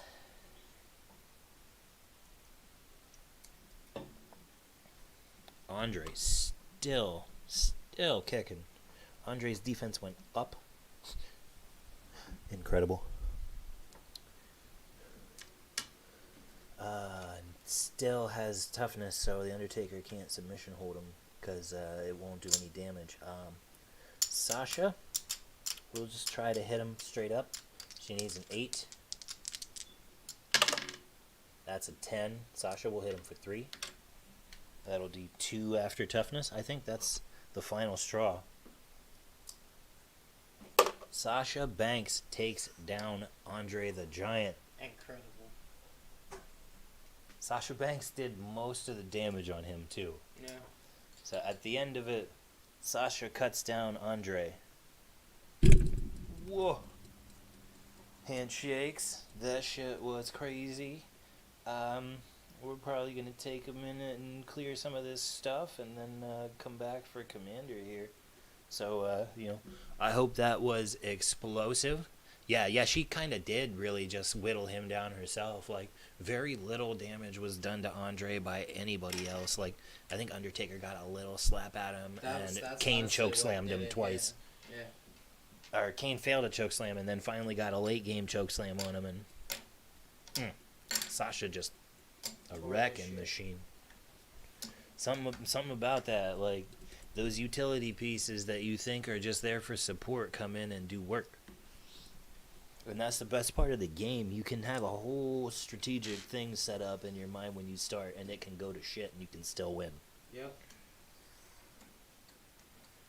The WWE characters are nice. It's interesting to play with. Right? Grand Entrance is so good. Just being able to say, I turn my music on at the start of the game and let's get in the ring. Yeah.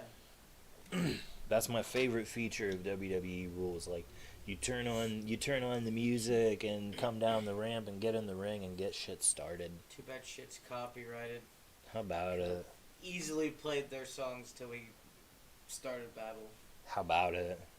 Oh man, that would work on the Stream Deck too. Just pop the individual songs. Yeah. We need to do like all those fucking gimmicky, mimicky motherfuckers that would do like fake versions that sounded almost like it, and then just like lay their own fake shit in there that was supposed to sound parallel. Yeah. Be like, oh, here's Taser Ramon. Taser. No disrespect. Oh, That came in like a wrecking ball. Nah. Came in like a decking ball. Boss. Balls. Yeah. Decking ball. Oh, which yes is the... There's so much to yes. Yeah. Check out our banner. Do you like our new banner? Oh, heard, word. Spartan Reigns. How about it, Roman with the kick through the table? Yeah, that was so brutal. That was probably the move of the match, in my opinion. Like, the weapon shots were pretty crispy, but I think the spear through the ring and table was probably the highlight. It's funny that he doesn't like go out with like when he spears somebody. Oh, like, right. He doesn't like move a space or. Yeah, we might have to like vote on that and then adopt another house rule. So, Scuttlepuff, you're in the chat there. What do you think about house rule, a move like a spear, if it creates that kind of a huge knockback effect that he should follow through? I don't know what the fucking green torpedo is, but I hope that you're in agreement with that. Do you believe that he should follow the spear if it creates knockback?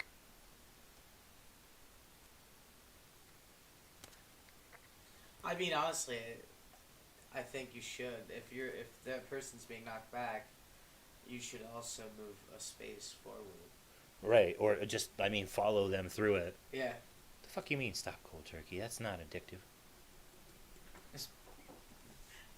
Just midway stop. Hammer time. Done. Alright, yeah, let's do some cleaning. Yeah, I do, again, I hope you like our new banner there. Check it. Great. Yeah. That's friggin' great.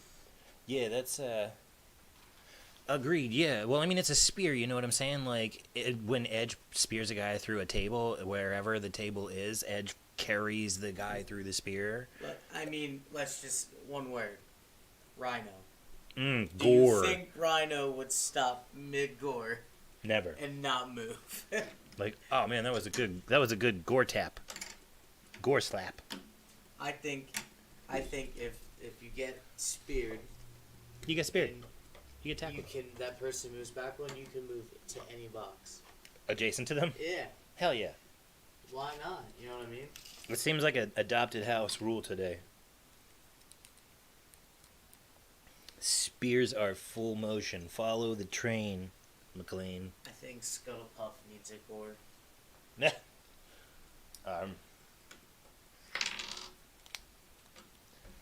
If only there was a Rhino piece, man. That'd be kind of cool too. I'd play Again, Rhino. ECW Rhino, that'd be pretty sweet. Right. Yeah, I definitely would play some Rhino, but I would play a ton of ECW. Sandman. How about it? Sounds like someone wants a tree torpedo. No, we crossed that line. We don't cross it again. So, which deck are you hoping to play on today's Commander action? Because there are options, and the stuff in-house has definitely been worked through. Like, that's what I'm hoping to play today, is those green-black elves.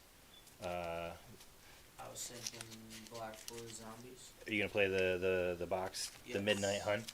Excellent. So we're gonna have us green and black torpedo. I need to know about this fucking thing. I'm gonna ask you later. I hope that you can share this with me. Oh God. Yep. You want to grab that camera really quick?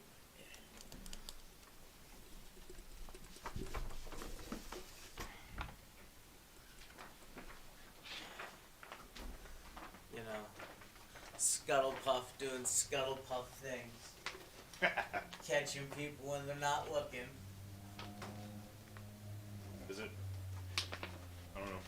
When you say stuff like that, that just makes me think of that guy who does a credit card swipe on all his family members' butt cracks when they're bent over, like dun, dun, dun, dun, dun, dun. Swipe. Yeah, you can say it was something like that.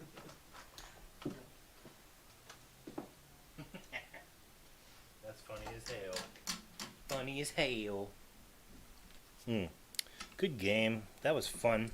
Yeah, reminder if you missed the early part of that, we built those teams together in agreement that they were balanced, and they very much were. Yeah. They shared similar powers all the way through, and they were centered around a big guy centerpiece, so that, you know, every team had a bruiser tank option.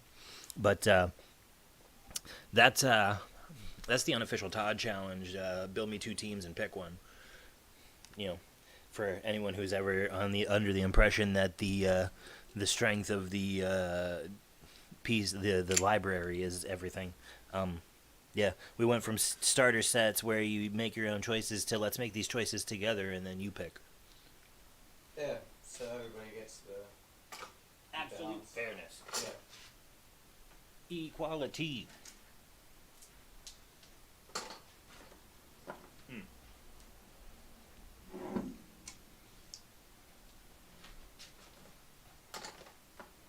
That's my next tattoo idea for my arms. Embrace equality. Nice.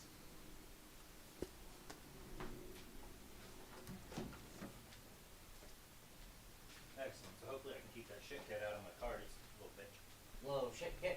So yeah, if you're playing the Midnight Hunt,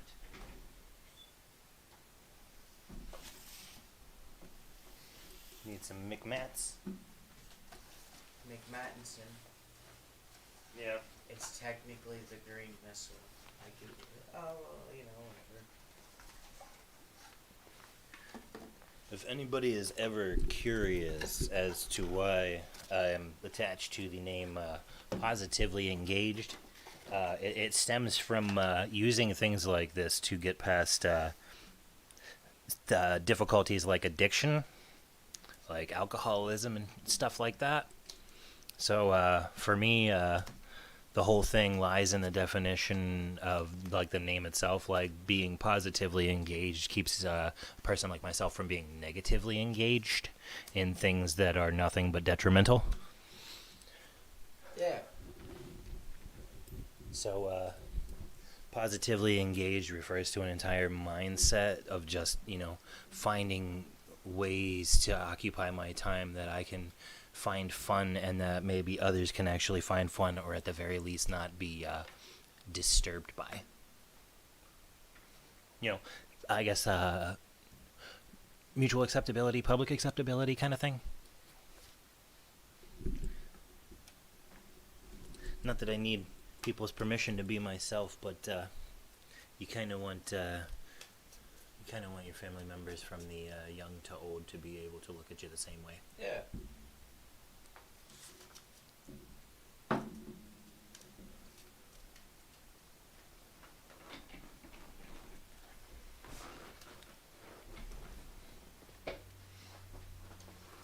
Alright.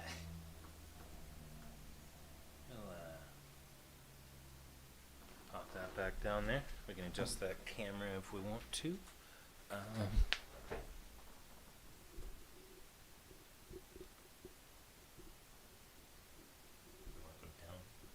That's perfect. Yeah. Solid. Sweet. Bruh, I'm glad you brought up intro music. We're gonna work on a extreme exclusive mix for intro and bridge time, and I'm hoping that he'll let me borrow some for my in betweens when I need to grab drinks and take pisses on my late night streams. Yeah. So nothing but local promotion type shit. This is all about us working together to get each other farther. Hence the umbrella of Casanamindo. Any of the people that I consider my family and community, I intend to do anything I can with these facilities and these endeavors to help promote and further all of us. That's why I took the time to contact other people that I know that have established stream stuff, established like video posting personality, like friends that have active channels for whatever, right? And it's broad too. It does cover stuff all the way into like sports and sports news and like really just whatever anybody that I know and appreciate and support is actively involved in. Like I won't name the specific name until I talk to the guy personally, but I have a friend locally that does a recognized, multiple recognized football podcasts. So I'm very happy to have been able to share stuff with him, have been able to like know this person personally, and then be able to like see what they're doing, like dig what they're doing and support what they're doing in conjunction with them doing the same for me. And that's also another person that anytime, if he would ever want to learn how to play some of these games or even sit in just to be a voice of positivity, he is one of the people that I would say falls under my umbrella of the positively engaged community, because we met under dark circumstances and would say that we have continued our friendship on much lighter, brighter circumstances. So, you know, all of that positivity and upward mobility kind of thing within that like community of people that you trust and know and like support and appreciate, that kind of thing only leads to betterment for all. And thanks for listening to me fucking preach. Yeah. I have to like heavily curse at the end of that, so nobody feels like I'm too sissy with my sassy. But I mean, yeah. If you would give me a cut there, good sir, I'll open up our counter app so we can put life totals out on display for all. No, we could get something on An the app. screen. Yeah, there is one. We're definitely gonna get that installed by the end of the day and Nice. preview that.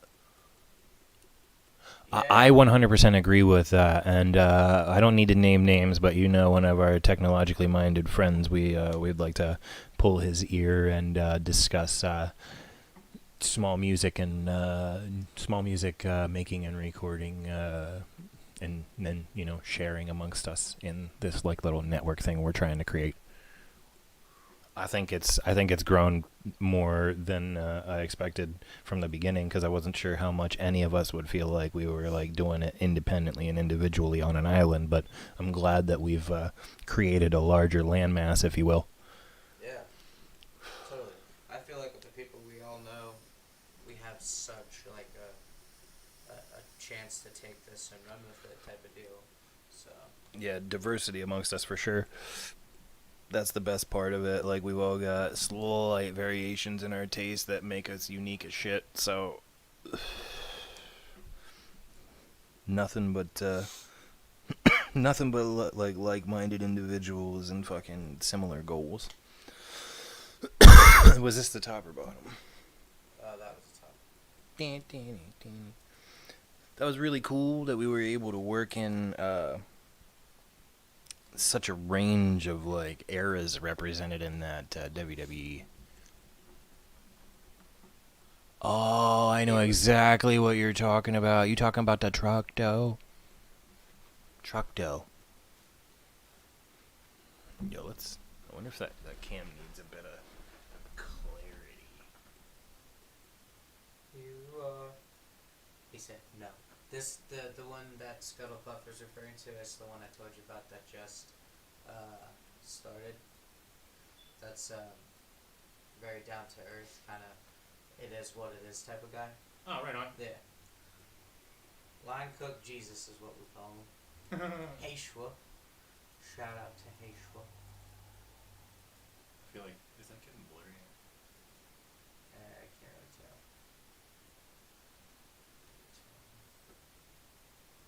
Try another one. Try that at full with that overhead off. And turn that a click again. And one more. And then let's relax. Brightness.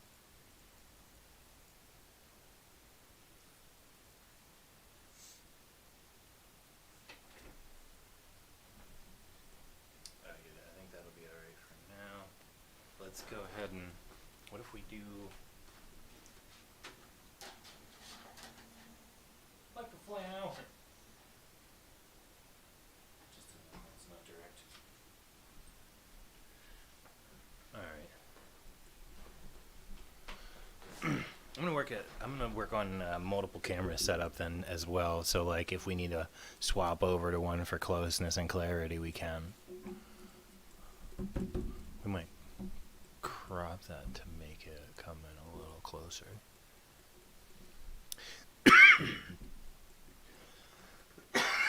We'll figure it out in a second here. So we had a good shuffle. Let's get we got a D20 close by for a roll. Yes.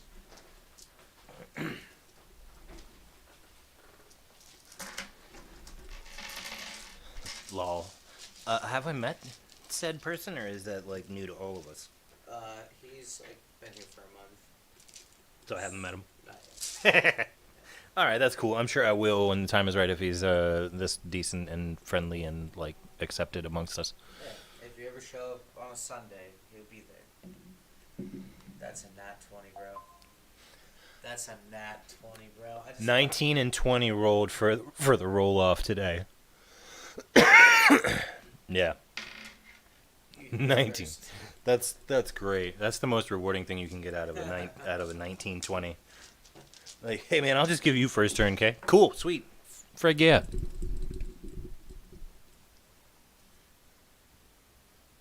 All right, so 1, 2, 3, 4, 5, 6, 7. Oh, yeah. Oh yeah. There's 7. I gotta see which way these are going. I think they're backwards. Nope, I'm backwards. Way over there. I'm just gonna transport my damn commander over here so I can access it. We're gonna give you an intro. I'm not sure. Did you play these zombies on the stream before? No. All right. So if any of you have seen the Innistrad Midnight Hunt pre-con decks, this is one that was bought for me as a gift, which is really damn cool. But maybe it'll work better with the flat one.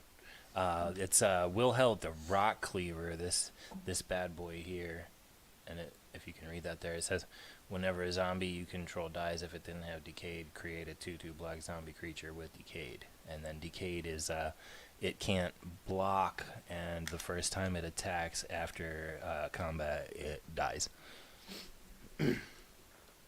That deck stomps like crazy. If you get a little bit of mana going, you get a whole lot of production in a hurry. And then if you get a couple of those little like engine style cards out there that start to really like produce more zombies when you lose zombies and make zombies that are different from the other zombies so you can turn them into the decayed zombies, like it really just gets crazy. Like Dreadhorde Invasion, Endless Ranks of the Dead, like good engine cards for zombies to just play the factory. It's a solid deck if you want to just play it as they made it. But for us, we will be finding some things to sub zombies in place of things that aren't. And I know there's a card in there specifically that I'm eyeballing as a commander because it has a separate investigate theme and is a human wizard, not a zombie. So investigate seems like a really fun mechanic that you could use to keep your hand full through the game. I'd like to be able to play variety amongst the stuff that we play here so that it keeps it interesting. And I'm glad that we always have a good array of options.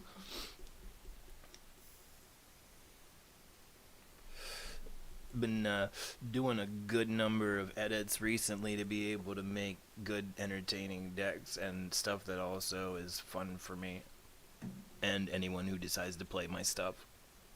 I have to check and see if I really get screwed here going forward, because if I do, we'll have to reshuffle. I was thinking the same thing. Yeah, I'm gonna shuffle. Gentlemen's reshuffle here, we both screwed ourselves. I had like a handful of 2-cost cards and 1 land. Yeah. I looked, and the next thing in line was a land, but then after that, it was just crap. Like shit right down the chimney. Which is a bad place for it. Was that my pingity? I think so. Oh, so Rachel had to miss the stream on account of doing mom stuff for the kids, so she wanted to know what we're playing. I'm just gonna inform her.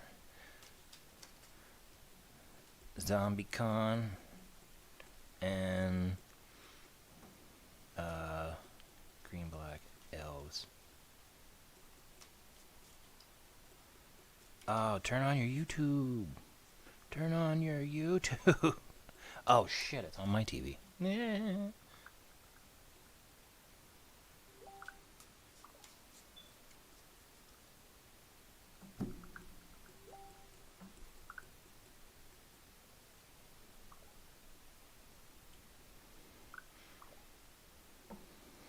Cool.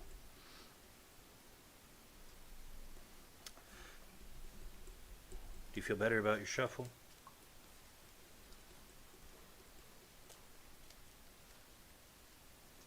Yeah.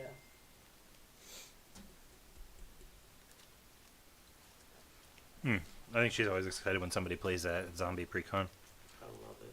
Yeah, it stomps. I can't argue with it. I mean, it's not that Scarab God or Fanax, but Pull for land is just hard. I either get too much black and I don't get land in the next couple ones. or I get too no, much blue. yeah, all blue or all black. That's rough. That's why every once in a while it's good to just do that 10 stacks of 10 circular shuffle, Yeah. so that you can just like reorganize the stacks and hopefully have a little more mix up in your shuffle. So yeah, gentlemen's reshuffle, because those hands were dog shit.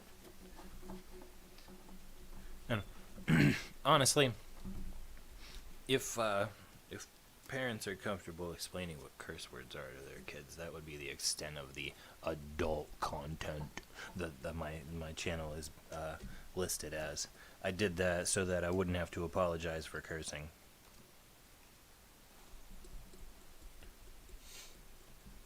You know, because as an adult in a functioning world who's seen some shit, I say some shit. And we mean that shit. That's some shit. Some shit. Oh, that's a better hand. Do you have a decent hand? Yeah. Alright, so we'll resume as though nothing had happened. I'm going to start this game off with a tasty first play, and it's Exotic Orchard. And that's all I got right now. But now I'll be able to make black off of him and blue off of him, even though I have my own black. That's kind of in this game, that's kind of dirty for me, because I'm able to just make extra black with it as though, I wasn't doing so to begin with. I'm just gonna play a land. Swamp, that's it. Thank you for also playing some black in there so I can use your black for my black. You're welcome.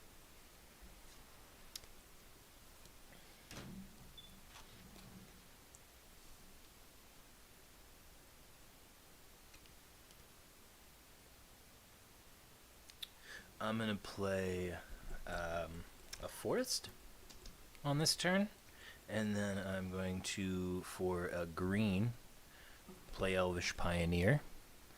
When Elvish Pioneer comes into play, I may put a basic land from my hand out tapped, so I'm going to put that swamp out tapped this turn and pass. This don't get up and go real fast. I just did work on this deck yesterday to make it not full of nonsense, because it was super old for me from like maybe first or second year I was started collecting cards and playing, and it was just like, man, I remember when I had no options.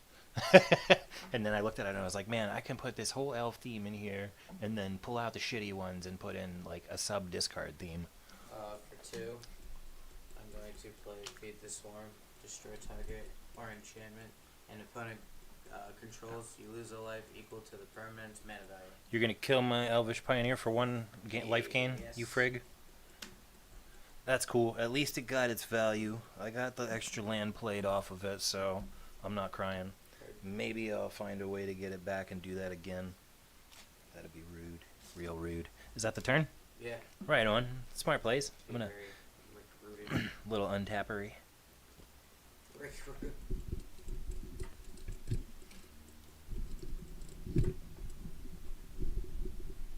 Oh yeah. Oh yeah. That's the stuff. All right, so we draw. We play yet another swamp. I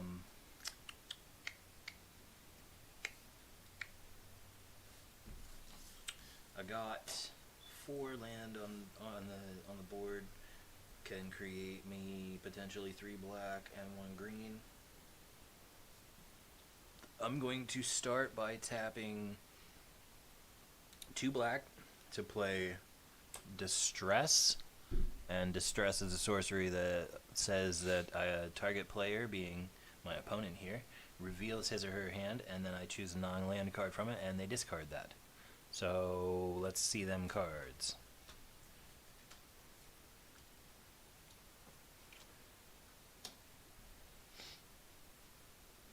Oh wow. Yeah, it's early, but we're gonna go ahead and throw Rooftop Storm in the trash. Discard that Rooftop Storm, which says that you can pay 0 instead of the mana cost of zombies. Yeah, I don't want that. I don't need that in my life.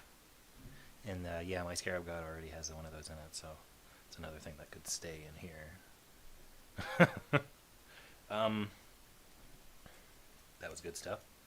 Needed that. And then I think that has to be the turn. So, little defensive back and forth there. Turns 2 and 3. Well, this is turn 3 for El Extremix. Yeah, and that's gonna be my turn. Just a little land play. Yep. Well, and your exotic orchard can play green. Yep. Or black. Yep. Nice. So we're both stealing each other's black mana, even though we can make our own. I love it. Oh, you frig. You frig off, you frig.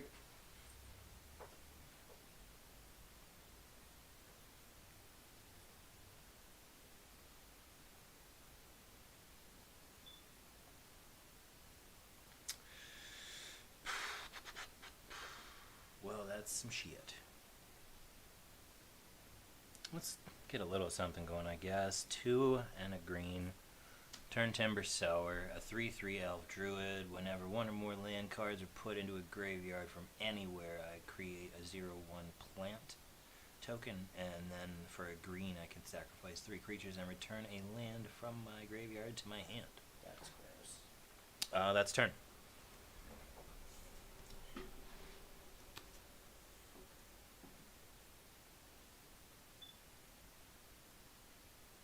I do what I can, but my hand shakes. See prior conversation about history of alcoholism. Unclaimed territory. When it enters the battlefield, you may choose a creature type. I'm gonna pick zombie. Right on.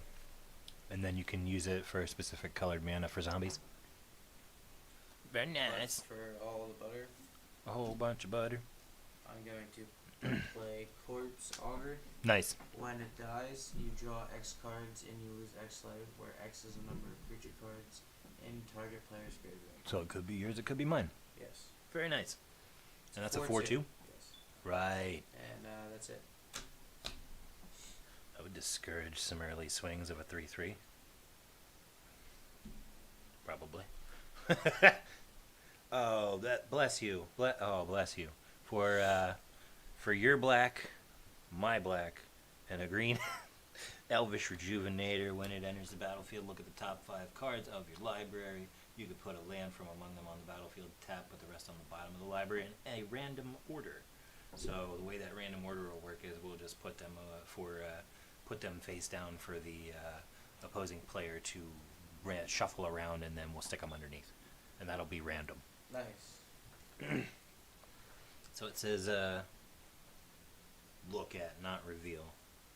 So there's a tapped forest from that. We're gonna put these down here and let you rearrange them face down so that they're random. Just stick them in a stack there. Yeah, solid. And that's our random order. We'll stick that underneath.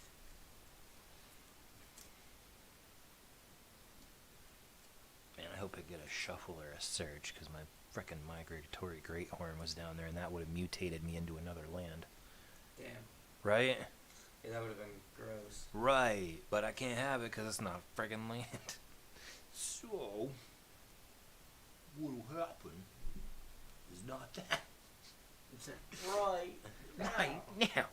So, I guess I don't swing because I'd rather be able to block Corpse Augur if he decides to eat the 3 in favor of doing 4. Okay.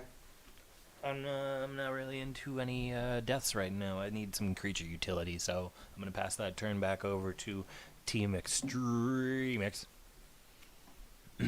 God, I can't wait for fucking music. That has me rather tickled. Let's do a little quick double check here on the old Twitch feed.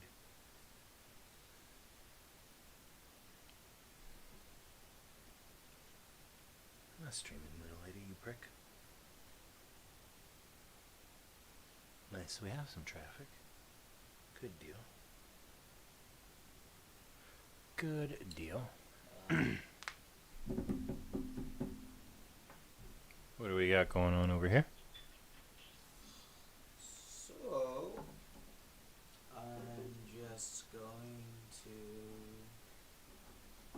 swing with a 4-2. Let's put that over there, as far out of our way as it can be for now. 4-2, yeah. I'm gonna have to block that with a 1/1 Elvish Rejuvenator. Okay. He did his purpose, got me the land I needed. I'll let him die. Good. Is that the turn then? Yep. Damn. Yeah. 4 untap mana, and at least I know you can't make blue yet, because you don't have zombie spells that you can cast with flash. Almost certain. Motherfucker. Alright, let's untap over here. Make some magic, make some sparks. Magic. Man. Alright, let's throw down our swamp for this turn. That's our land. Doing alright in the land department. 1, 2, 3, 4, 5, 6. Not quite there yet.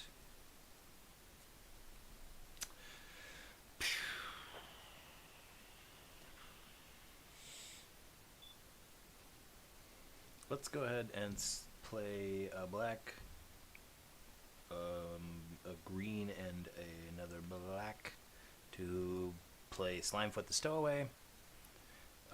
He's a fun little fellow, legendary fungus creature. Isn't he pretty? Whenever a sap rolling you control dies, Slimefoot the Stowaway deals 1 damage to each opponent. You gain 1 life. For 4 colorless, he can create a 1/1 sap rolling.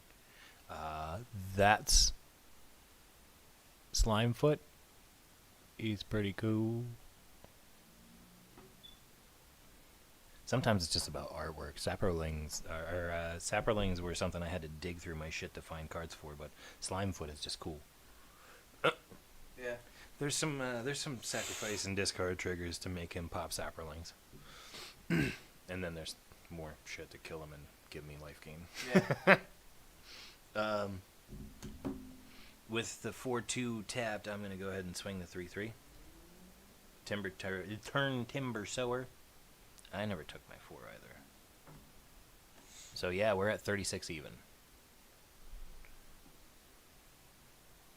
Sweet. And that turn passes back over to Extremix.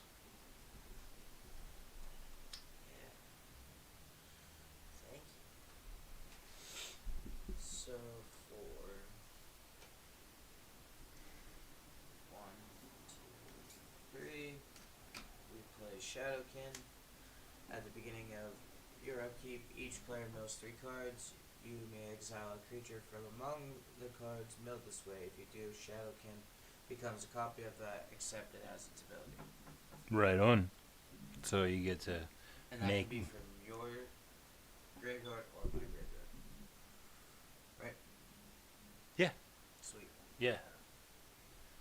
Looks like they're playing football on the street. Like, calling signals about to snap the ball.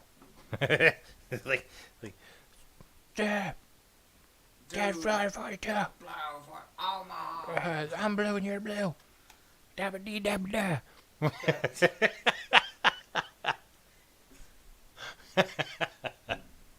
I appreciate that. That was a good one. Alright, so I'm swinging at you for 4. Oh man, yeah. I don't want to do anything about that. I'm gonna eat it. I want my saproling maker. Cool. Was that the turn? Yes. Right on. All right. Untappery. I was 1 under, or I would have used the saproling creator ability on Slimefoot there. But 1 is often a big number. Yeah. Is that dark chocolate? Yeah, it's Uh. the coolest thing ever. Is friggin' sea salt dark chocolate almond with protein. Have some, bro. Interesting. Have I some, don't bro. like dark chocolate, but Oh, dude, it's a cummerbund bar. very- That's what I always called my house when my buddy used to come over for matchups on the PlayStation 4. We'd play 2K and Madden and shit, and we used to call the crib the Cumberbund. We're like, live from the Cumberbund. I still want to get a Cumberbund championship belt. If I can ever get Doc on to talk about the Cumberbund while we play, that'd be killer commentary. Like, we gotta order a Cumberbund championship belt, especially if we can, if I can show you how to play stuff like Skytear and Blood Bowl, so we can play some shit like that on here. Oh man, Cumberbund champion, Yeah. winner of the game, take the championship belt. Nice. Hmm. Actually, isn't too bad. All right, so I played my forest. I got 3 of both colors that I can make right now, and exotic orchard.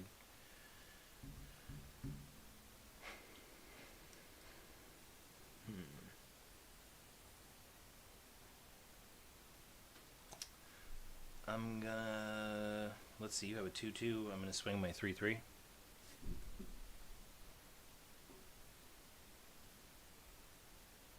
Right on. Then I'm going to play for 3 and 1 of green and black. My commander, Nath of the Guilt Leaf. At the beginning of your upkeep, you may have target opponent discard a card at random. Whenever an opponent discards a card, you may put a 1/1 green elf token into play. Nath of the Guilt Leaf. We'll put her here, so if she dies, he, she, he, they, amorphous identity. They, Creature. the elf. Elf. Okay, so that's the turn then. Okay. Things are rolling. I've kind of been like flying by just how much land I can or can't get, and then I feel bad when I look at your side because you're like, I need blue for Christ's sake. Yeah.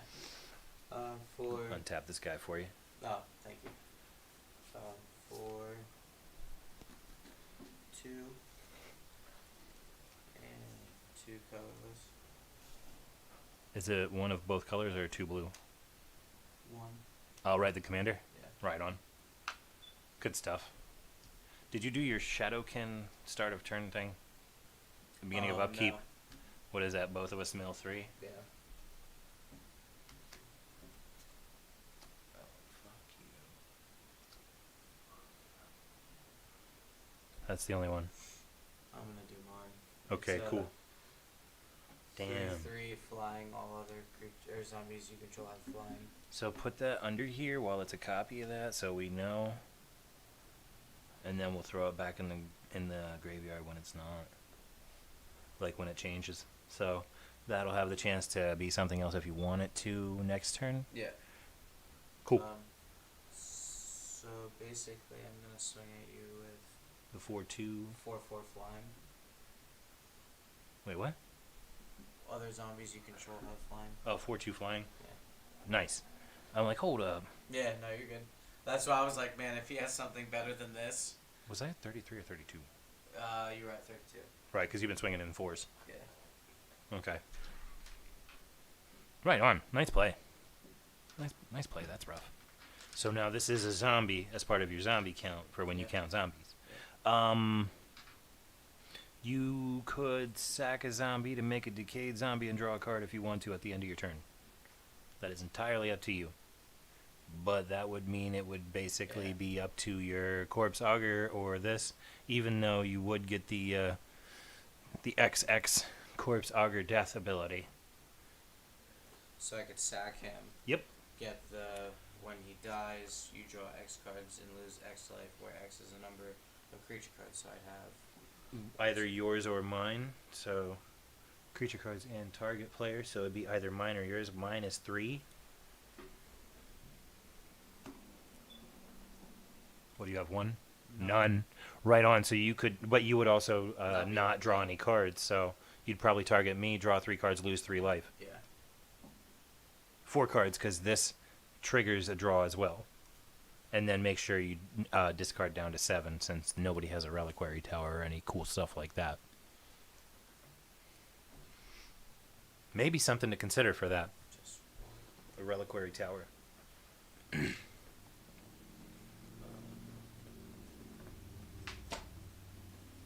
see. Yeah, if you have 7 or less, you're good. What do I want to get rid of? Let's get rid of something. Let's go. That kind of cracks me up. The camera just keeps like popping, like, wow. Yeah. Right now. Right, yeah. You think that's how they do that? Camera track?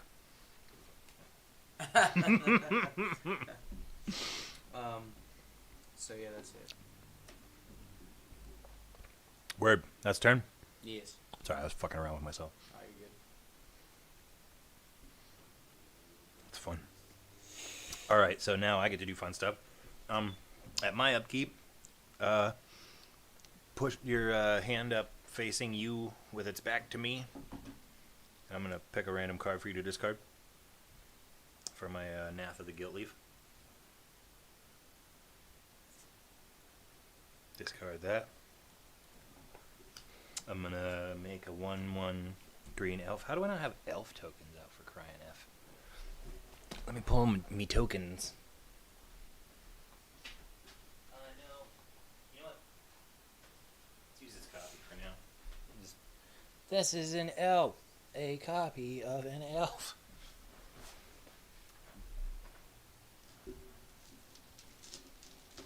Cool. So there's an elf. The 1/1 elf. From the discard. Now we'll do our draw. What did you discard? A land? Yeah. Oh, that's good stuff. Whenever one or more land cards are put into... Oh, that's my graveyard. You fuck. You shit off. I wanted it. Oh, in a bad way. Shit off on my land. That's fine. I'll find a way into my own.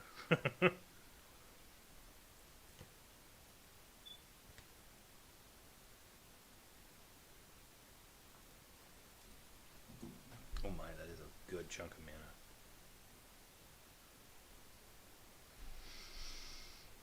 Seven. Yeah. Nice.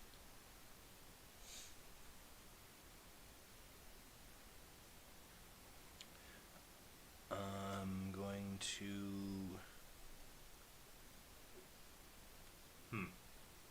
Close, so damn close. Gonna pay all 7. 5 and 1 of green and 1 of black.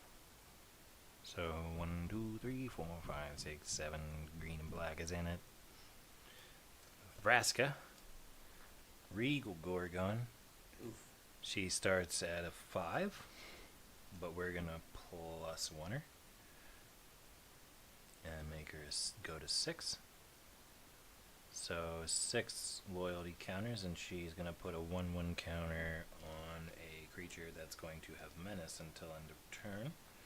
So we're gonna put that 1/1 counter on Nath, who now becomes a 5/5 with that, and has menace, which means she needs to be blocked by at least 2 characters or more. So, with that in mind, we will go ahead and move to combat and swing Nath of the Guilt Leaf, a 5/5 that needs to be blocked by 2. And that's the way the cookie crumbles. That's turn. Got a pretty back and forth slappity slugfest going on here. That just tells me that my edits to the sleeved deck on this side were pretty worthy and pretty smart moves. That makes me feel good. I spent some time on it. You know that feeling when you first get started and you build decks and you have like a pile of stuff and you're like trying to put all the pile of stuff in the whole deck, and then like as you keep going, you bring a pile of stuff to the table to put in a deck and you put half the pile in it and the rest back. Yeah. Yeah, that's kind of what happened with this. So for 3, I'm gonna play Fleshbag Marauder. When it enters the battlefield, each player sacrifices a creature. Right on. Yeah, I'll get rid of my 1/1 elf. Would this go Did you in? do your? Oh, the male thing. Yeah, no, I forgot about that. Sorry. Yeah, if you sacrifice your Shadowkin off of that, it would go with whatever it was a copy of as well. So what? That's 3. Yeah. Yeah, Eyeblight Assassin or Beast Whisperer.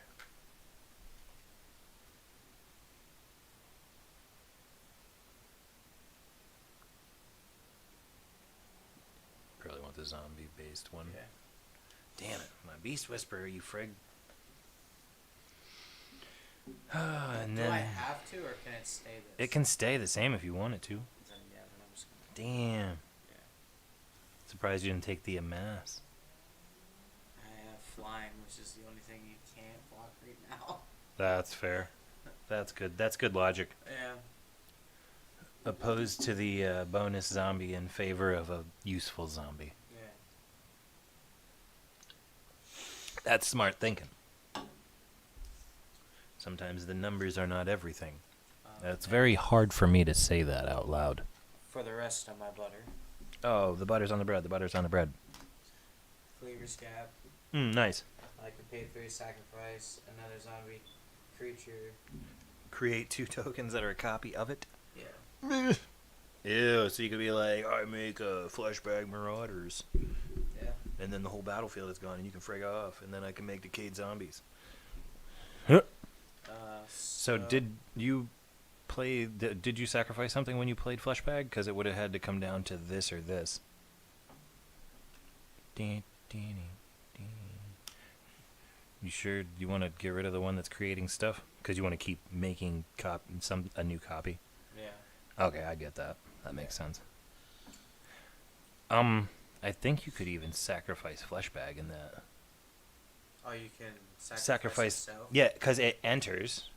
Okay. And then it's in the battlefield. I'm pretty sure now that it entered, it can be sacrificed. If anybody disagrees, feel free to fucking let us know. But I'm pretty sure when something hasn't entered the battlefield trigger, if it enters and it says sacrifice a creature, it just entered and can be its own target. So yeah, for me, I got rid of it. I wasn't sure because. See, then you get a new zombie. Yeah. So last turn, did you make a decayed zombie? Oh, I get a decayed. Yeah, you had one from last turn when you did the sacrifice for a draw of a card, and then you would now have another one off of that. So, yeah, right on. Okay. All right. So then you have one that was from last turn that would be available to swing if you wanted it to. Yeah, because then you're looking at 3. And the decayed one will go away, and then you'd have to decide if you wanted to sacrifice anything else at the end But of turn. they're all flying. Right. Yeah. Yeah. So what is that? Well, yeah, that's still there. That's right. So Yeah. what is that? 6? So that's 5. Or not 5. Sorry. 8 total. Yeah. Nice. Does that include one of the zombies or no? 2/2 zombie. Yeah. 2/2 3/3 3/3. Oh, okay, yeah, you're right. So Yep. So 2, 3, 8, 8 in the air. Pretty yes. gross. All right. Is that turn then? Yep. All right. At the start of my upkeep, put your hand up. Put your hand up. Sound Gorex, the terrible. Tomb Shell gets discarded, and I make an Elf Warrior again. We've got Untappage, draw. We play a land, a forest, then, there's no land in my graveyard, is there? Nope. Damn it.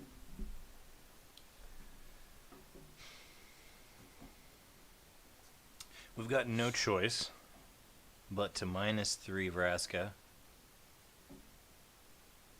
and destroy this creature. So these go bye-byes, and I finally can block zombies. Yep.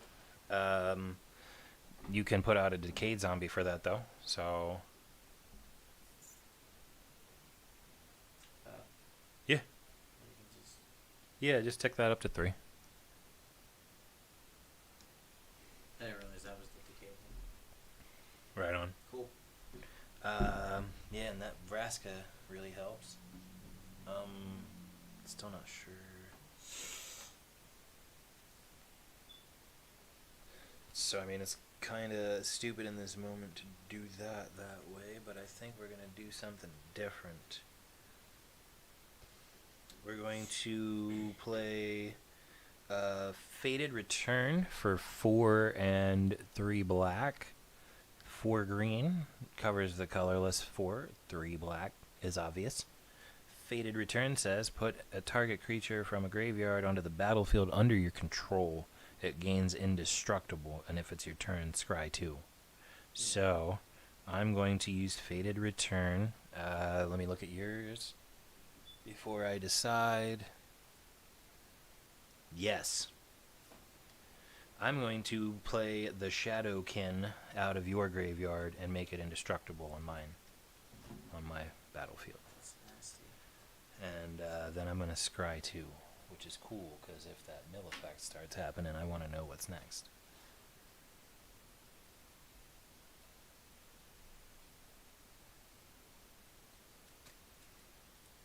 Okay. Actually, we're going to throw both of those underneath. Wish I'd gotten it sooner, because I would have used it when the Beast Whisperer happened and taken the damn thing. Yeah. I've been waiting for that Faded Return, though, since turn 1. Like, when will I play this? I guess that's when. Ooh-wee. So that's just itself right now, but it's a 2/2 indestructible shapeshifter. Stolen. What do you got? A 2/4 zombie and a couple decayed. 1 decay. No, 2 decay. Yes. 2 untapped, 1 tapped. Yeah. Right on. I don't want to swing anything right now. Okay. I'll pass that turn. I might have to eat a little damage here. Damage.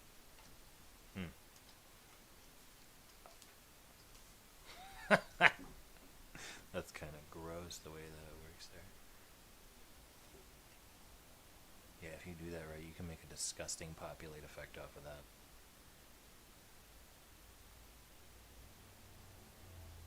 Yeah, that's really cool. The more I look at that, the more I'm like, man, that's really cool. I wish I had gotten a hold of that in one of my hands when I played the damn deck. Cleaver Scab is cool as shit. Like, throw out something, make copies. Make sure it's not legendary so you can keep all the copies.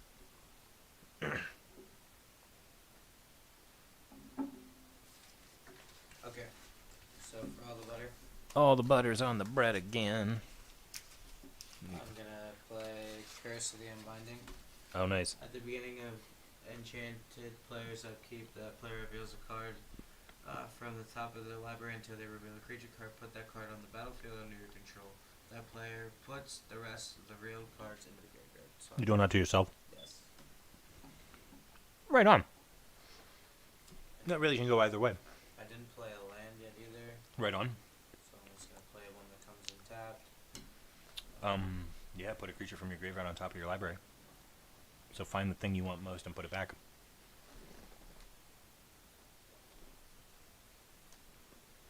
Oops. Very nice. No, that's that. That's good stuff. Without the flying, are you going to attack or are you going to stay?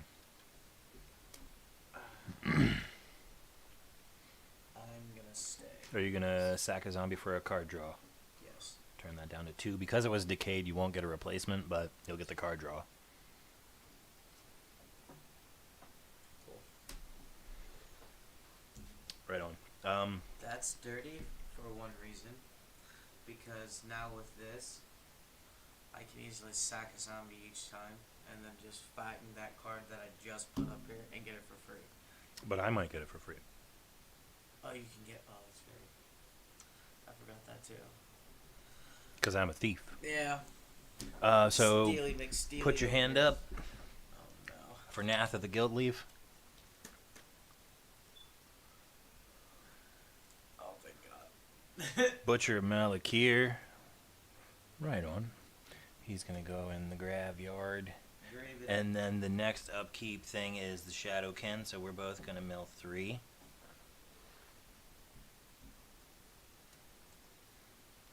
Oh, cool. So, for me, Lissalana Scarblade gets discarded as it's the only creature, but then Scatter the Seeds in a forest. When the forest goes in, I get to make a green plant. A 0/1 green plant. Oh, that's cool. Damn it. I want a percentile dice for this. Specifically. Are you So it's a taking 0/1. Hmm? Are you taking yours? Is that the only creature that came out for you? Yeah. Yeah, Okay. because mine's elf-based. So, Shadowkin's going to become a copy of Lissalana Scarblade and is still indestructible thanks to the other fun. There is a percentile. So there's 1 plant. When you discarded, I made another 1/1 elf from Nath. My land should be untapped. That was the mill portion of our upkeep there, and I finally get to draw.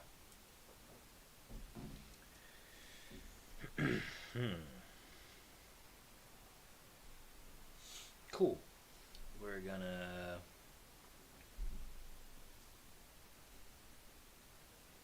start by playing.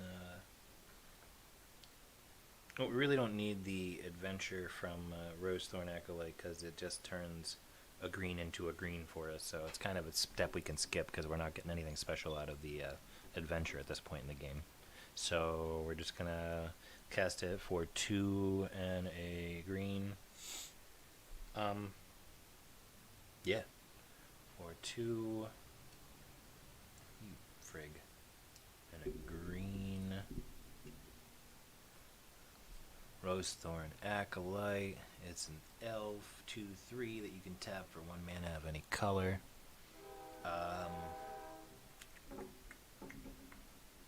trains are coming. Blues train coming, blues. I don't believe I played a land this turn. I don't think you did either.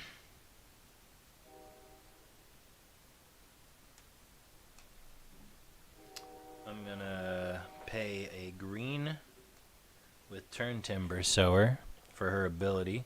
Sacrifice 3 creatures, the plant and the 2 elves, to return a land from my graveyard to my hand. And I'm gonna double check, but I'm pretty sure this forest is the only one that's in here, so yep.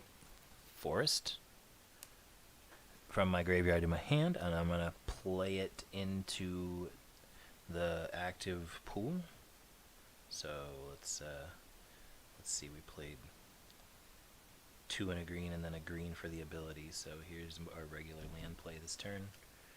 That's a graveyard, you fool. Fool. Damn. Damn. Okay. Because that copied that, it doesn't mean that it entered the battlefield this turn. So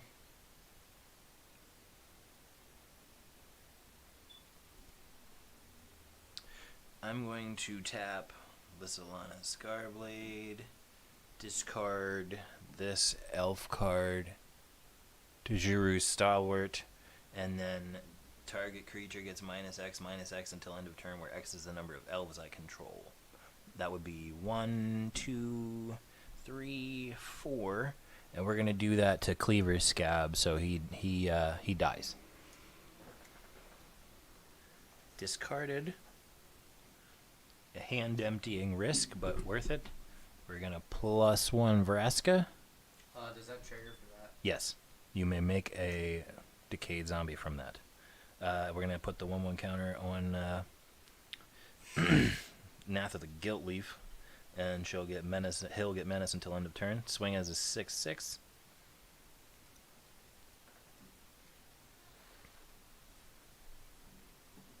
Right on. So no 2 blockers. Okay. That is the end of the turn over here, I believe. You know what? I'm gonna tap the other 4 and make a Saproling with Slimefoot. 1. I know I have a Saproling token card somewhere, but I don't know where. My turn. See? I need to get my elf tokens out as well. Start being serious about this shit.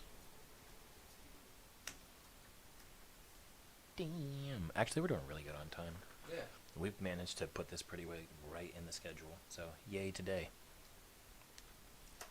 For obvious reasons. For 1 blue. And 4. 4 and a blue.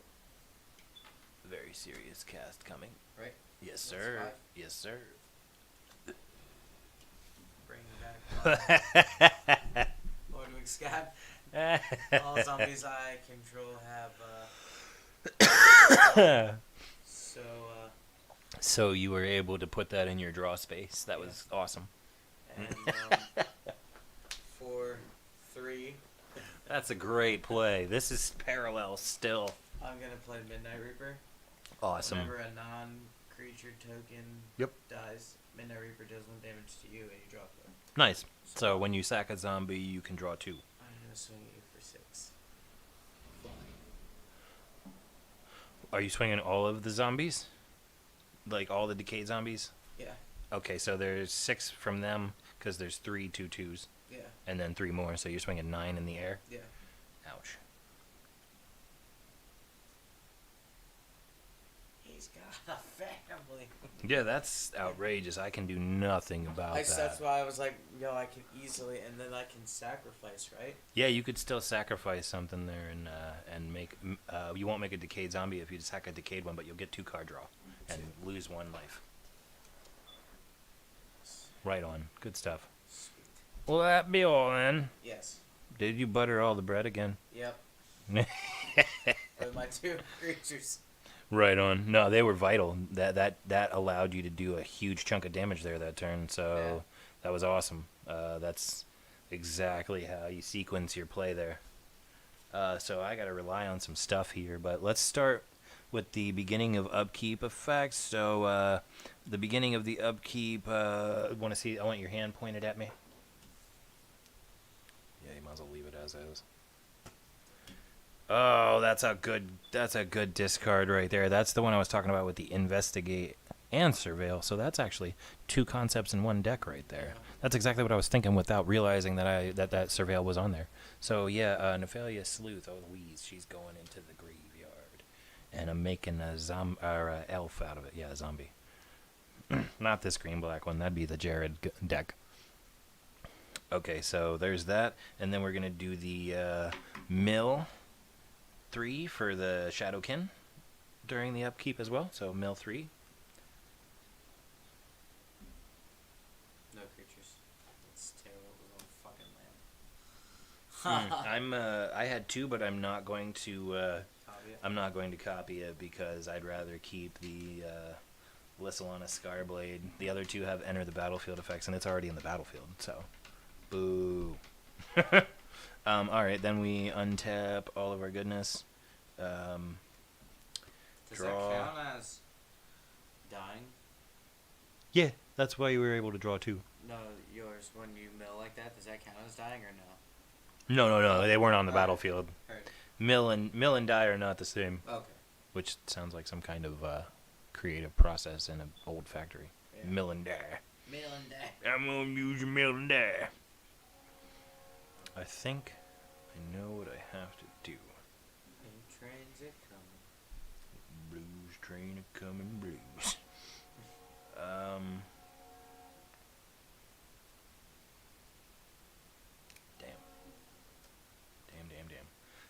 The only option here is the -3 Vraska one more time and destroy Hordewing one more time.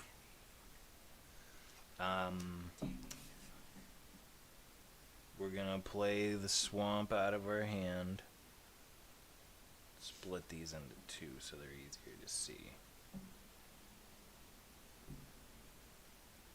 Okay, so we've got some options, mostly in mana on the table. What do we do here? Let's create for 4 a Saproling. Let's create for 4 more another. That'll give us 3 in total. And then, so what was that? 1, 2, 3, 4. 1, 2, 3, 4. And then we'll use the Turn Temper Sower ability to pop another green mana. Sacrifice 3 creatures, all Saprolings, which will give me 3 life gained and you lose 3 life. So, and then I'm going to return a land from my graveyard to my hand. That's pretty dope. Big plays. Thank you. That was part of the weekend update. Now, weekend update. This specific effect combo, and there's others that do similar shit, but it's all about like what I get off a sacrifice in return. Sacrifice for card draw. Blah blah blah blah blah blah. So then none of your zombies are flying anymore, and you have a 3/2 blocker. I'm swinging this 6/6 Nath at your only potential blocker is a 3/2. If it dies, it also triggers that before it hits the graveyard, so you'll get this as well. Not a card draw, but you'll get the Decayed. So what, 4? 3. Okay, and then this goes away, and you draw a card. Cool. 14/14, Jesus. That is great. Yeah. That turn just rebalanced the whole damn thing. Alright, that means it is... Yeah, it's your turn. I needed blockers just in case you zombie stomp my face. I'm at that what if he comes at the planeswalker step. Like, shit, she's down to 1. Boy.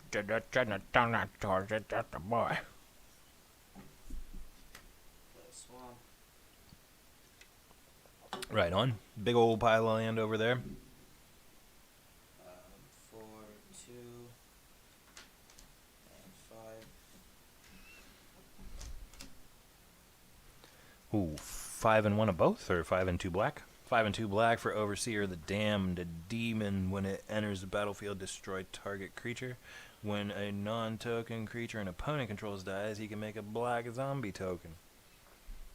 He said it's indestructible, right? That's correct. What's that? Slimefoot? The one that makes the Saprolings? This is the one that sacrifices for land from the graveyard. Yeah. You could also target the commander if you wanted. Oh, and it would die. Yeah. That's destroy. It's really about what your best option is there. Yeah.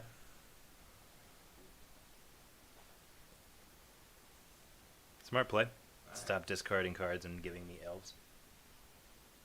For a while. until I do it again. Um, I'm not gonna do it again, but hold still. I'm gonna do it again. I'm not gonna do anything but do the sacrifice. Zombie. Did you do the start of turn thing too with the cards? I forget that card's there, honestly. Heard, yeah. Yeah, 'cause that might have changed what you draw.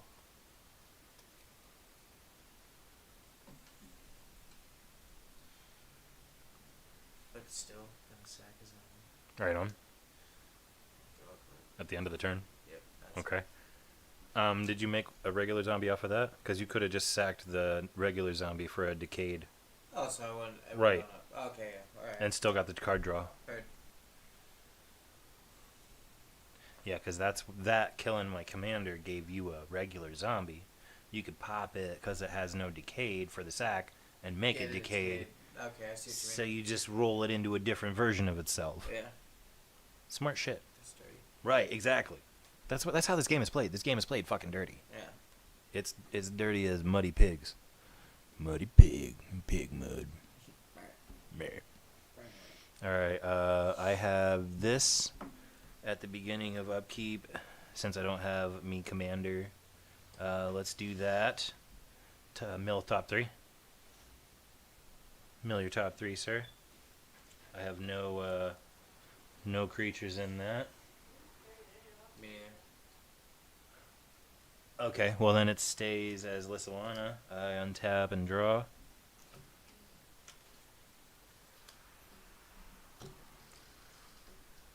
Imagine the game ends because I have no more cards. Well, I guess I'll play this forest for my turn.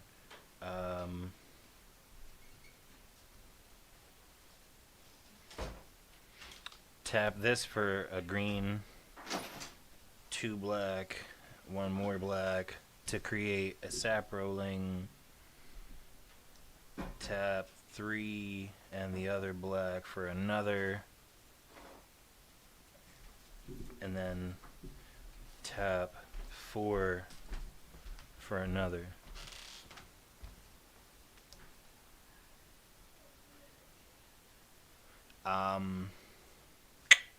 Guess I got a +1 that because I can't reduce it. Damn, and a 5/5 flying.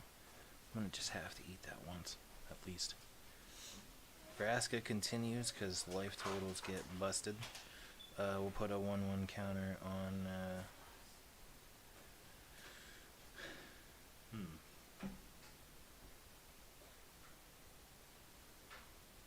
What will we put a 1/1 counter on?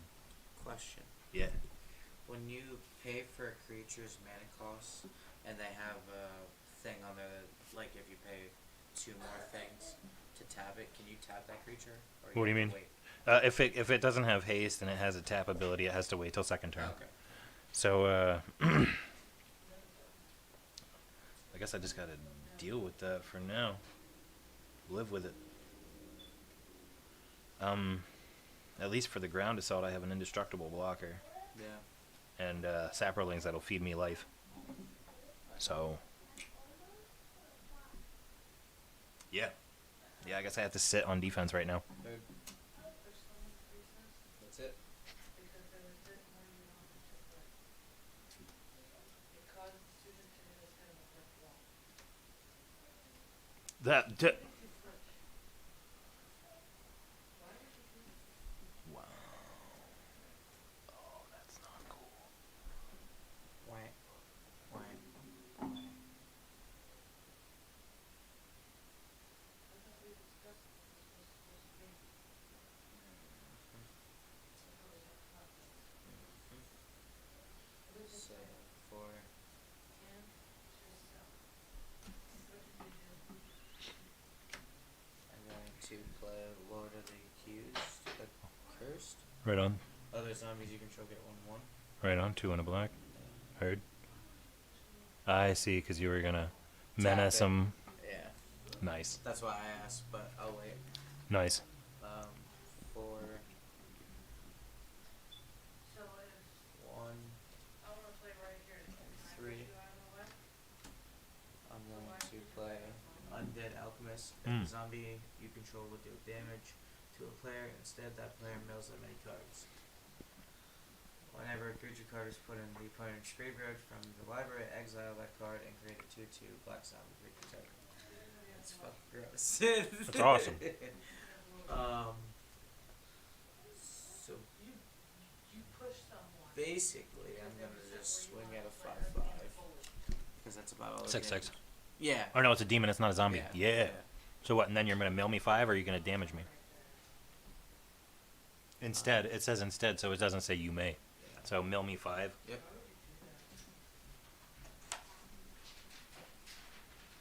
Motherfuck. 3 creatures. So I get a 3 2/2 black zombies. And then you can sack one of those for a decayed and a card draw at the end of turn. yeah.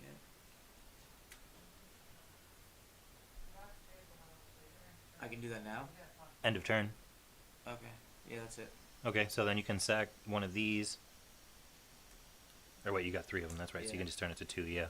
And draw a card and make a decayed. What, up to 5? Yep. Damn. A little stalemate late. I got a late game play. Late game finale. I'm Alright. like, I've been waiting for this card. Mill 3 at the beginning of upkeep. Nice, at least I got those out of the way. All land for me. Same. No creature? Nope. Heard. Alright, Alright. cards, man. Well, that would only be to my advantage. Yeah, right.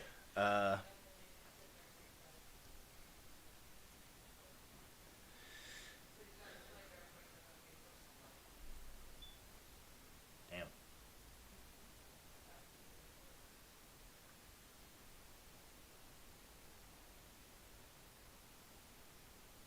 Well, for 1 black, 2, 3, and a green, we'll, plus 2, we'll play Nath again.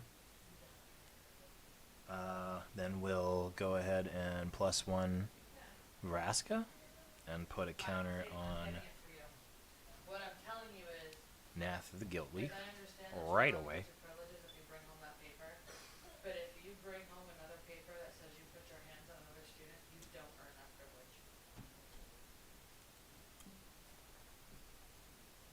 You know better.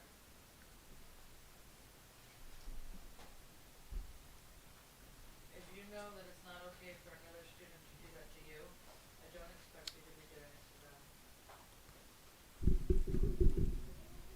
Let's Yeah, it's nice for you, but pop a green, sack 3 saprolings, gain Combo is so 1, 2, dirty. 3, lose 1, 2, 3, bring a land back from my graveyard to my hand.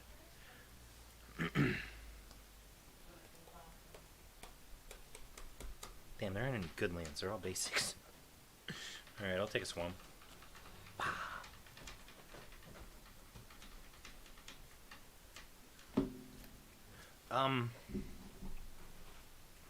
Yeah, that sucks. For 4, we'll make a new saproling.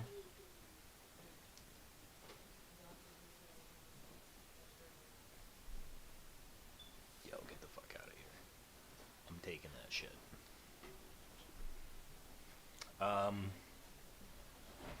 Nath came out this turn, so Nath can't swing. But, yeah, I guess that's turn from over here. Okay. Yeah.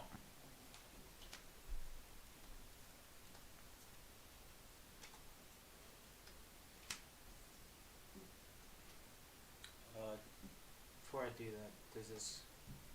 Should I do that now? My... Yeah. Beginning of upkeep. What is it? I don't know what it says. I can't see it.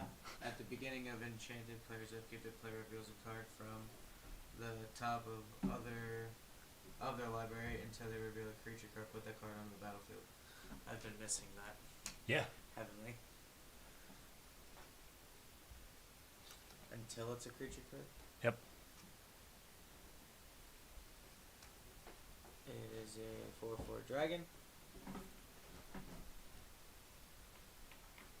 Heard. I have been missing that heavily. Whenever you sacrifice, I sacrifice. Yeah. Right on. Good thing I have saplings. I did not play a land, so I'm gonna play Demir Aqueduct when You it bounce one enters. back? Yeah. Mm. So I'm just going to take Yeah. this one Bounce back Mortuary Mire so you can get that effect again. for 2. I'm playing my motherfucking Soul Ring. Soul Ring. Late game Soul Ring. Yeah. And then I'm gonna tap 2. Tap him. All my creatures gain menace until end of turn. But if they hit me, I mill cards instead. Yeah. Except, oh yeah, Overseer would hit me straight up, but it would only be 5. Because this played off my deck, does this What do you mean? can't attack this It still Okay. has summoning sickness. It still can't swing till next turn So without haste. you're at least gonna eat. Regular 5 damage. Yep. You're not gonna mill me any. For zombies, you'd have to swing your decayed and anything zombies because they have menace. Yeah. No, I'll make you mill. Well, I gotta take this 5, but you'd have to swing some zombies to make me mill. Oh, okay. Yeah. So is it just that then? Yep. All right. But before the end of at my end step, I'm gonna sacrifice 1. One non-decayed zombie for a decayed zombie and a card draw. Nice. I'm gonna have to pull off the 10-sider here soon. Intense. All right. Started my upkeep. Mill 3. Both of us mill 3. Fucking all land and a duress. I have No. Tomb Tyrant or Cemetery Reaper.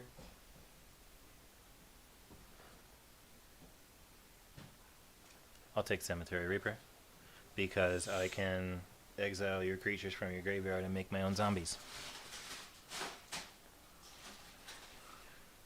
And it's indestructible.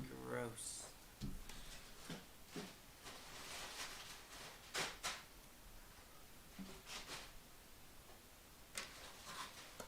Alright, there's my draw. Finally! Finally! I have something to play. We're gonna play a swamp here for the land for the turn. Oh, I need to see your turn, your hand. Discard that land into your graveyard. It's not my land, but I'm gonna make a zombie, elf out of it at least. I'm going to play for 1 and a black. Macabre Waltz. Return up to 2 creature cards from my graveyard to my hand, then discard a card. So we're going to go ahead and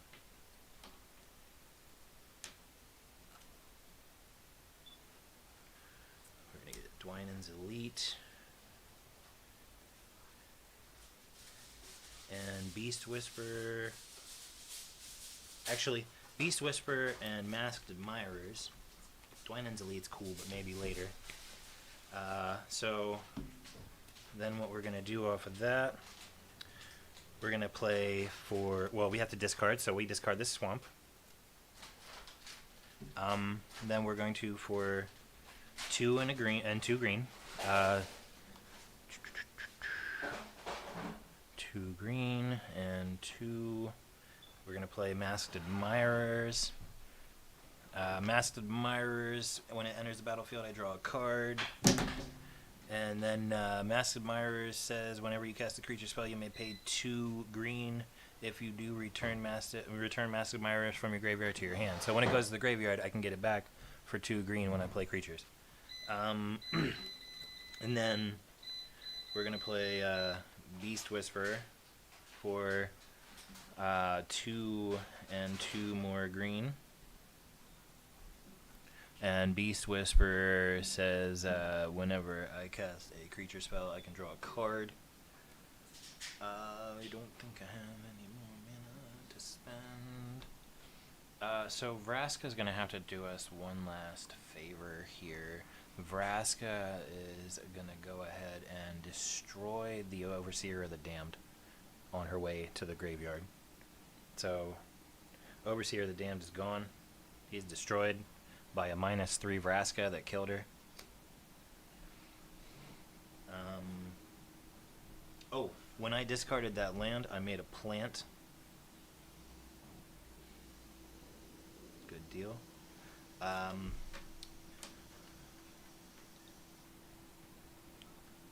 For a green, I'm gonna sacrifice the plant, the sapperling, and the elf for a land from my graveyard.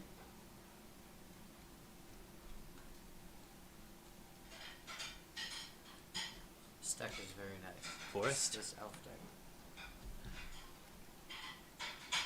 I'm actually surprised I'm keeping a good battle with it.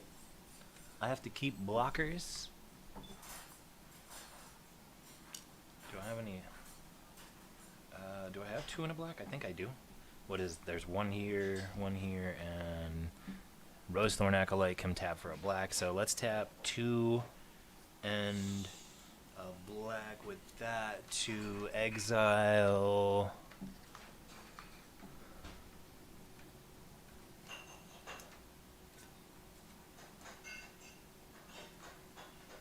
Something from this here graveyard. Hordewing Scab is exiled from the graveyard. And we will make a 2/2 zombie. That gets +1/+1 from Cemetery Reaper, the Shadowkin copy. Just had to be that card, didn't it? Yeah, it did. It just had to be that card, didn't it? Yeah, if it's doing damage or milling me from from either perspective, that direct damage sucks. Yeah. So I have to do something about that. And now I have some blockers. Pass turn. Spin all me McButter. I'm sorry, I had to tap this for that too, but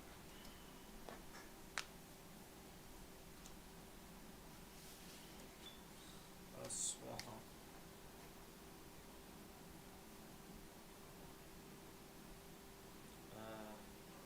Okay. So that's 2, right? One of yes, each. sir, one of each color. And 2. I'm gonna play. Jisan Garov. Yep. When they enter, mill 4. During each of your turns, you may cast a zombie from your graveyard. All the more reason for me to exile the ones I don't like quickly. Let's see.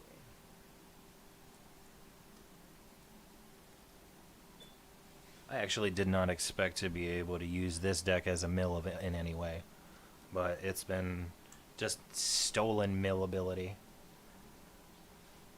What do I want? That's so hard, man. Because you took the one thing I wanted to go for.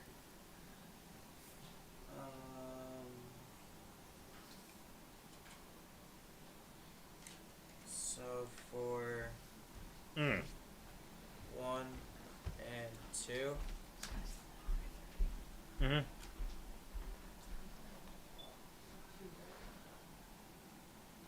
It's 4. I'm sorry. So for A couple minutes after. 1 and 2. Flesh bag. Enters with sacrifice. Whenever you sacrifice, I sacrifice. So I will sacrifice off of that, and then I think I have to sacrifice again. Because each of us have to sacrifice. So I'm going to sacrifice this, and then Masked Admirers. Oh, we both sacrificed something. Yes. It says each player from Flesh Bag, but then because you sacrificed, your Death Fang says I sacrificed something as well. So I have to sacrifice from the Flesh Bag and your sacrifice. Masked Admirers, and I'm going to keep it over here because I can pay 2 green to bring it back when I play a creature. When my creature dies, draw a card thing? It doesn't give you the card draw, but it gives you, if it was a regular zombie, it gives you a decayed one. Okay, so he just goes back up. Was that your last regular zombie? No, I had, it was a 1/1, so I had 2 there. Oh, you had 1 there? Yeah. Alright, count. Oh, okay. You see what I mean? I get it. Yeah, The counter was the additional. yeah. The card was the first one. Yeah. Alright. Alright.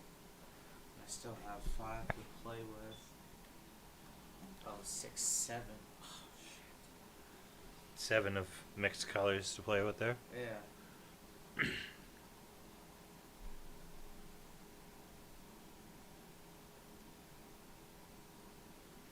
think for 1 black and 2, I'm gonna play Corpse Auger. Oh, that'd be 3. But did you play the Soul Ring with it? Yeah. Did you play one other land though? It's 3 and a black. Yeah. All right. Nice. Yeah. The old Corpse Auger from the early game. Yep. Right on. That's cool. So what do you have for blocking? 5/5, 3/3. What does Menace mean? 2/3. Menace means they require 2 blockers. And a Well, 2/3.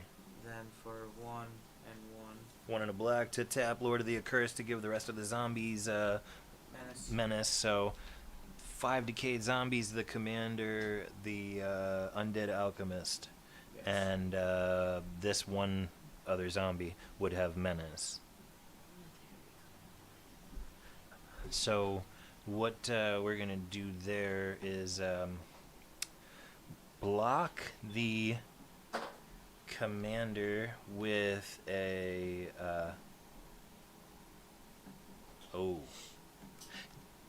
yeah, you know what? That's fine with me. I don't really need those lands so much anymore from Turn Timber, so I'm gonna block the commander with Nath of the Gilt Leaf and Turn Timber Sower. So you could 3/3 knock out Turn Timber Sower and take the damage that's gonna go anyway and knock him out. Might as well get a knockout off of it. Mhm.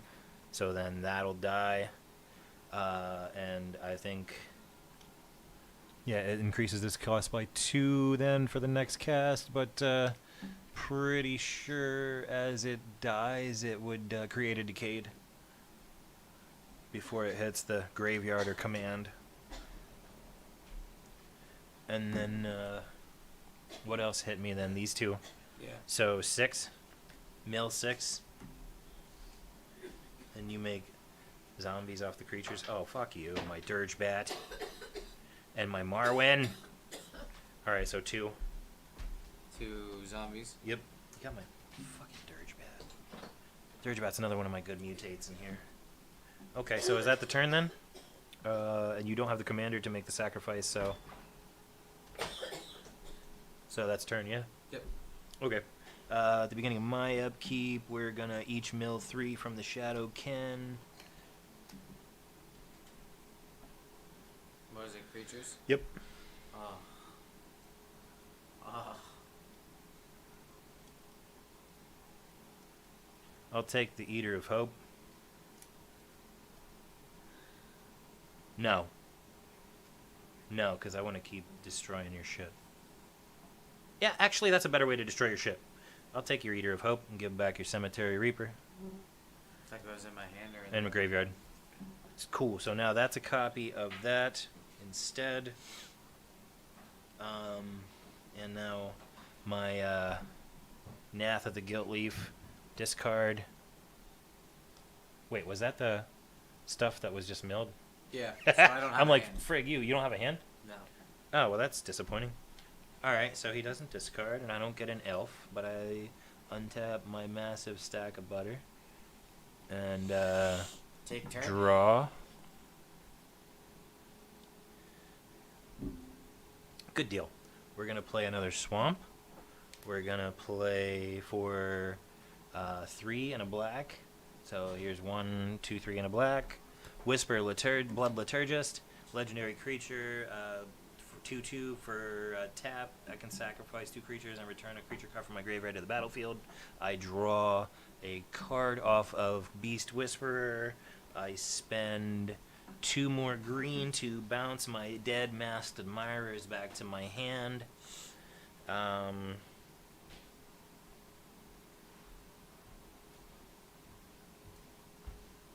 I will play for 1, 2, 2 and 2 green, this green and this green. Masked Admirers. When it enters the battlefield, I draw a card, and also I draw a card off of Beast Whisperer for casting a creature's spell. Okay. Then what?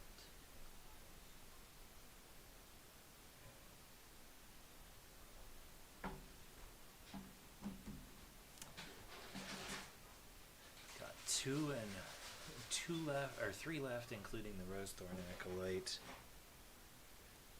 We will play for the remaining mana 2 and a green. Gilt Leaf Seer, Elf Shaman. It's a 2/2, but for 1 green it can tap itself to look at the top 2 cards of the library and change their order and put them back.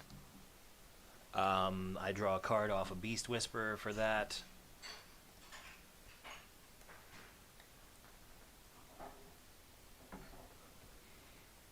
What do you have in the way of blockers? A 4/4 flying, 4/2. 4/4, 3/1.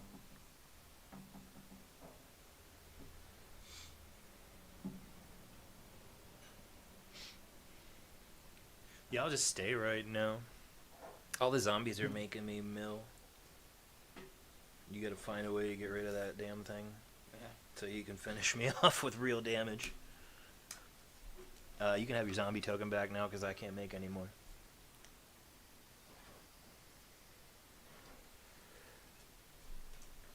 Does I keep huffing on that? I'll make a zombie. Pure gold. Pure gold. A solid slugfest here.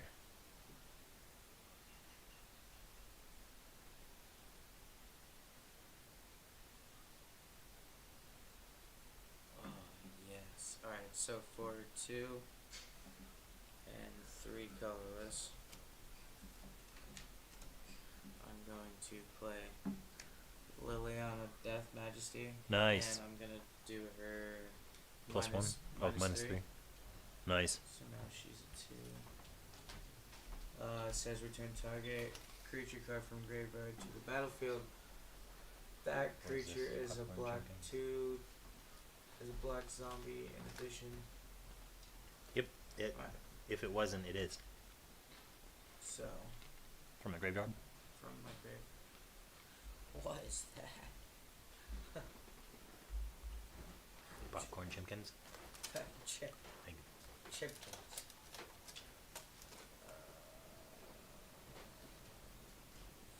Flying. I gotta play. Overseer of the Damned.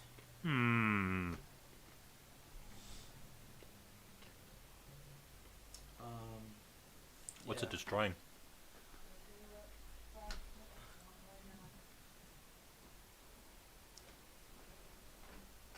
What's the one that's it's this, right? The Master Mirrors? That's the Yeah. one that I bounced back. Land? No, that's the one that I bounced back to my hand. You already got rid of Turn Timber Sower. I have one that's tapping for extra mana, one that's going to let me rearrange my cards, one that you can't fuck with, one that makes sapperlings. Yeah, let's hear it. Alright, Master Admirers. I'm just going to put it here because I can pay to get it back. I'm gonna pay 1 of each. Tab. All my creatures have menace. Oh, your zombies? Yeah. Right on. So you're looking at least 4, 9 flying. Not this. Oh, that's right, 'cause you so just 4. So wait, this was 5 combined and that was another 2? Yeah. That's... Damn, that's a big... Is that... Did you pay the 2 yet? I don't think... I think you might be down 1. Oh, Right on. Alright, yeah, so that still leaves you a little room. A little wiggle room. But then what are you swinging? Just a 4/4 flying. 4 flying dragon, so I take real damage. Yeah. And then at the end of the turn, I'm gonna sack 2. Oh, sack a zombie. Yeah. Wait. And draw 2, right? Draw 1. You can sacrifice 1. Oh, then I'll take this one too. Do 2? That's just 1. Oh, just one. Yeah, you can only sacrifice. Well, wait, you don't even have the thing to do that anymore. The commander's one that lets you sack for Oh. draws. Ignore So, me. My bad. not eating damage for nothing. No. So just a 4/4. Oh. Yes. Cool.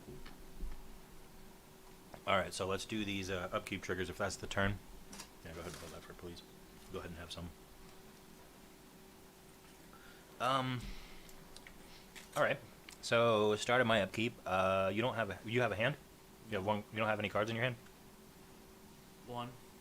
Discard it. Then I'm gonna make an elf off of that. And then we're gonna mill 3 for Shadowkin.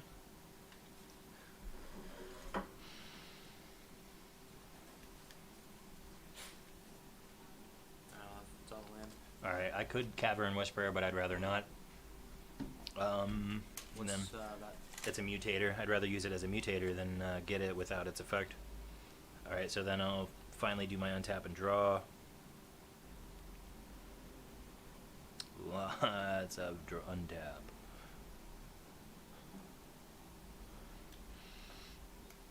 We'll throw down an old ass forest there for your viewing pleasure. What are we gonna do now? Well, let's pay one and tap Guilt Leaf Seer and look at the top 2 cards and rearrange them. Oh, good deal. So let's do that. And then what we'll do after that is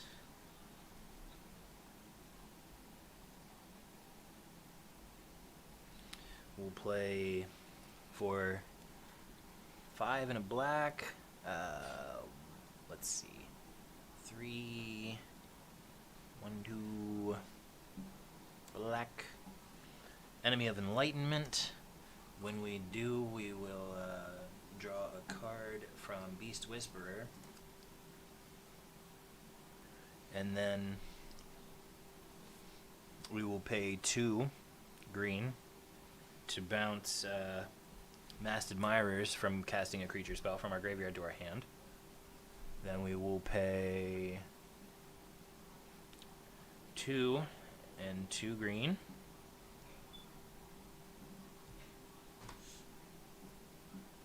to play Masked Admirers. So when it enters the battlefield, we draw a card and also draw a card off creature of the creature spell from Beast Whisperer. So draw 2 cards.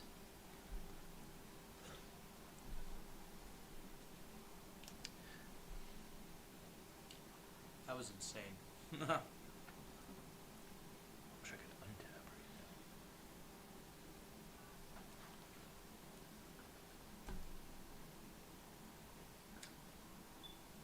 Let's see. I gotta look at something to decide whether I want to do this or not.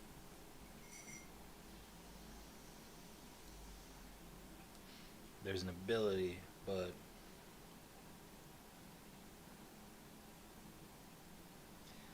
gotta be real specific about it because it brings back a creature.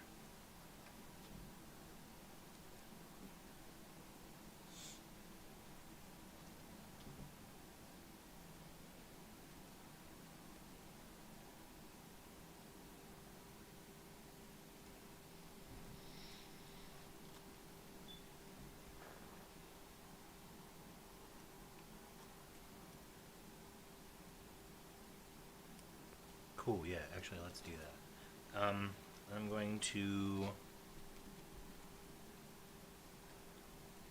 Damn, not that. Fuck that. That's lame. I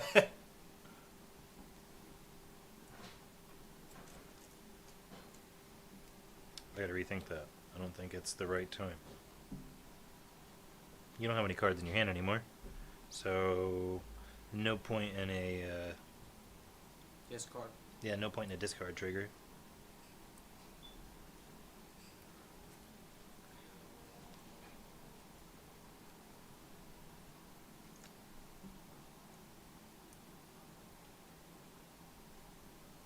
no point in doing that for replacement elves.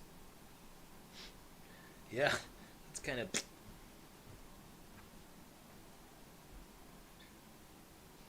Or, yeah, we could do that. So let's go ahead and tap Whisper, destroy this, sacrifice that elf, and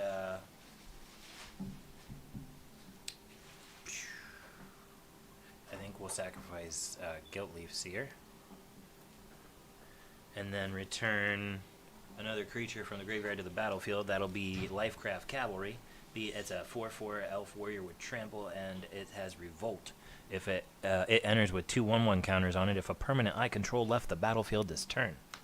So we'll go ahead and put 2/1/1 counters on that, making it a 6/6 trample. And then we got 3 left. Is there anything we can really do? Yeah, I'm not sure. I don't think I used the Exotic Orchard yet because I had the colors I needed. And I needed this close. So let's go ahead and for 2 and a green, we'll cast Hurricane. It's a sorcery that says Hurricane deals X. Oh, no. No, that's not the right one. Scratch that. It's not the right one. We're not ready. We're not ready. I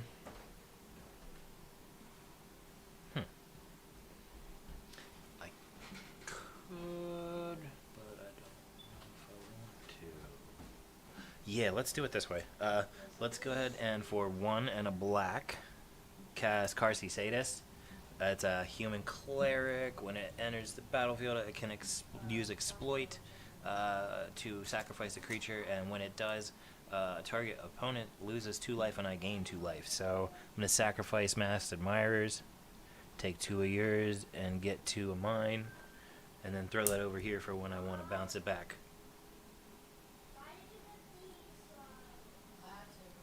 Gotta go. That's a good turn. Wait, do you have any blockers over there?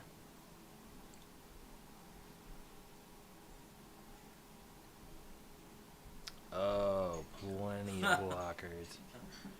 Right on. Cool. Well, I guess we'll just sit with what we got there for now. I have Enemy of Enlightenment over here, and he gets -1/-1 for each card in my opponent's hands. But he's a 5/5 flying demon. He's a demon! But I don't have any points. Right. Yeah, this start of your upkeep, snarf. Oh, I get to do this too. Yep. At the start of your snarf. 2/4 Prowling Geist Catcher. Oh, right on. Prowling Geist Catcher. Right on. If you sacrifice token zombies, you'll put 1/1 counters on the Geist Catcher. And what's the one that I can play cards from my graveyard? This thing. So I'm gonna look and see what I can play.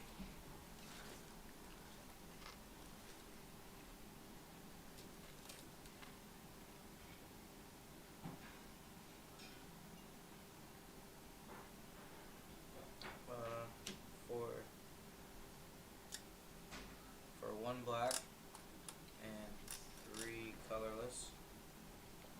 3 and a black? Tomb's Tyrant. +1/+1 for other zombies. And then a sacrifice ability on his upcoming turns. That's what I play. Let's see.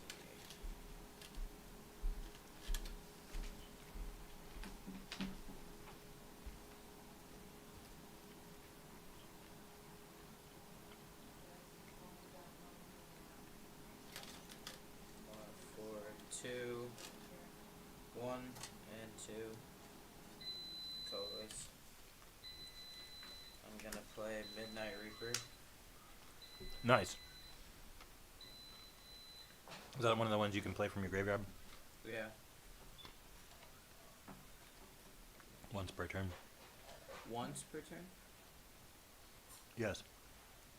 During each of your turns, you may cast a zombie creature spell from your graveyard. So that's every turn you can do it once. Right. They could have just said once per turn. Yeah. Once on your turn. Yes. Dicks. Um, Magic the Gathering of dicks. I did not play a land yet. Hmm. So Big old butter slab. I like it. These eggs are these? I don't remember. I don't think I have these. No. Because I didn't have a hand. It's like I have so much land here, but I didn't have it. That's it. Yeah, you cast the card you had in your hand. Yeah. Right on. Alright. So. Damn, with an empty hand, it's hard to make a guy discard. Yeah. I need that thing that like makes you draw more cards based on how much you discard. It's in there. It's in there. I don't remember its name because it's kind of new to me.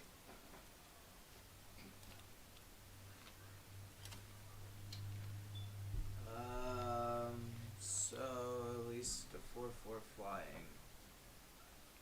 Damn. I'm gonna block it with a 5/5 flying. You have a 5/5. Enemy of Enlightenment. And because you have an empty hand, it doesn't get any -1, so it's a 5/5.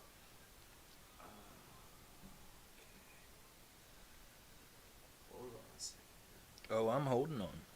So let me untap him. Let me tap this one. 5/5. Yeah. You're gonna block it? Hell Roll yeah. Die? Hell yeah. Okay. That's super necessary. And then can I still swing with the 4/4? Or with No, that not if change you already declared your swing. Alright. Then yeah. I'm gonna keep the I'm gonna never mind. Hmm. Not gonna do anything. Loaded, yet defensive. Yeah. Honestly, there, if you just paid this and swung all the zombies, oh, well, I guess you'd mill me a fuckload, but we didn't make more zombies. Yeah. So I guess you're just playing defensively for now? Yes. Those are pretty good. That sauce is peppy, though. Yeah. Alright, so start of my turn. You don't have a hand, so I can't make you discard. Start. Next up, keep effect. Each of us mill 3 for Shadow Kin. Not in my house. No creatures, so it stays Eater of Hope. Then I untap and draw.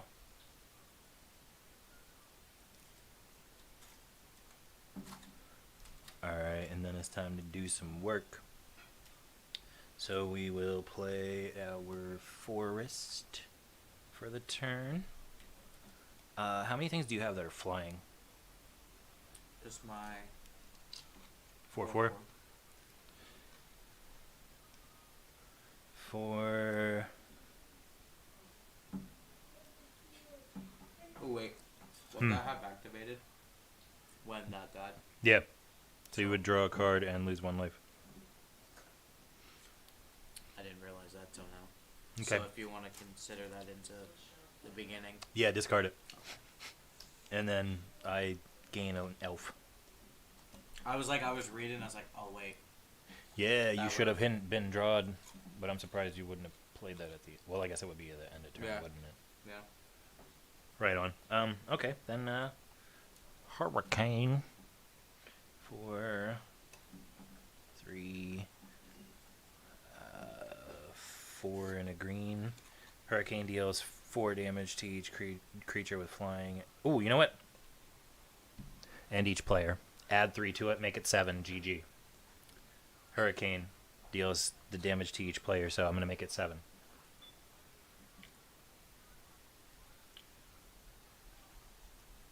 Good game. 2 killer games today between 2 killer slugfest decks. Yeah. Nothing but craziness back and forth there. I could have played more stuff for more effects there, but it seemed like the right thing to do to play the finale card there. So, Hurricane wins on direct damage. Nice. Good stuff. Yeah. Shadowkin is what made it possible for me to continue for so long. And the fact that your zombies were doing mill instead of damage late, so... Is this also yours? Yeah, this is also from that. So don't worry about cleaning any of that up, that's all. Let's worry about that for now. Good games, I hope everyone's entertained. I'll give you a little reminder of our all of our goodies here.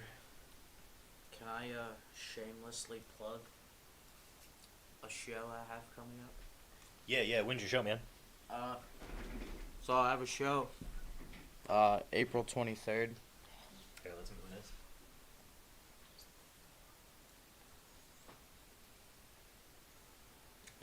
It's in Harrisburg at the HMAC. Tickets are $10. Come out, support a good local show. When is Have it? a good time. April 23rd. April 23rd, right on. Yeah. Your boy Extremix here from our live action. Bring it to you live. Hopefully we'll bring you a little snippet of what he can do with the musical ability for our show next week. Yeah. Cool. Till then, thanks for joining us. Yeah, thanks for tuning in. Hope you were as positively engaged as we are.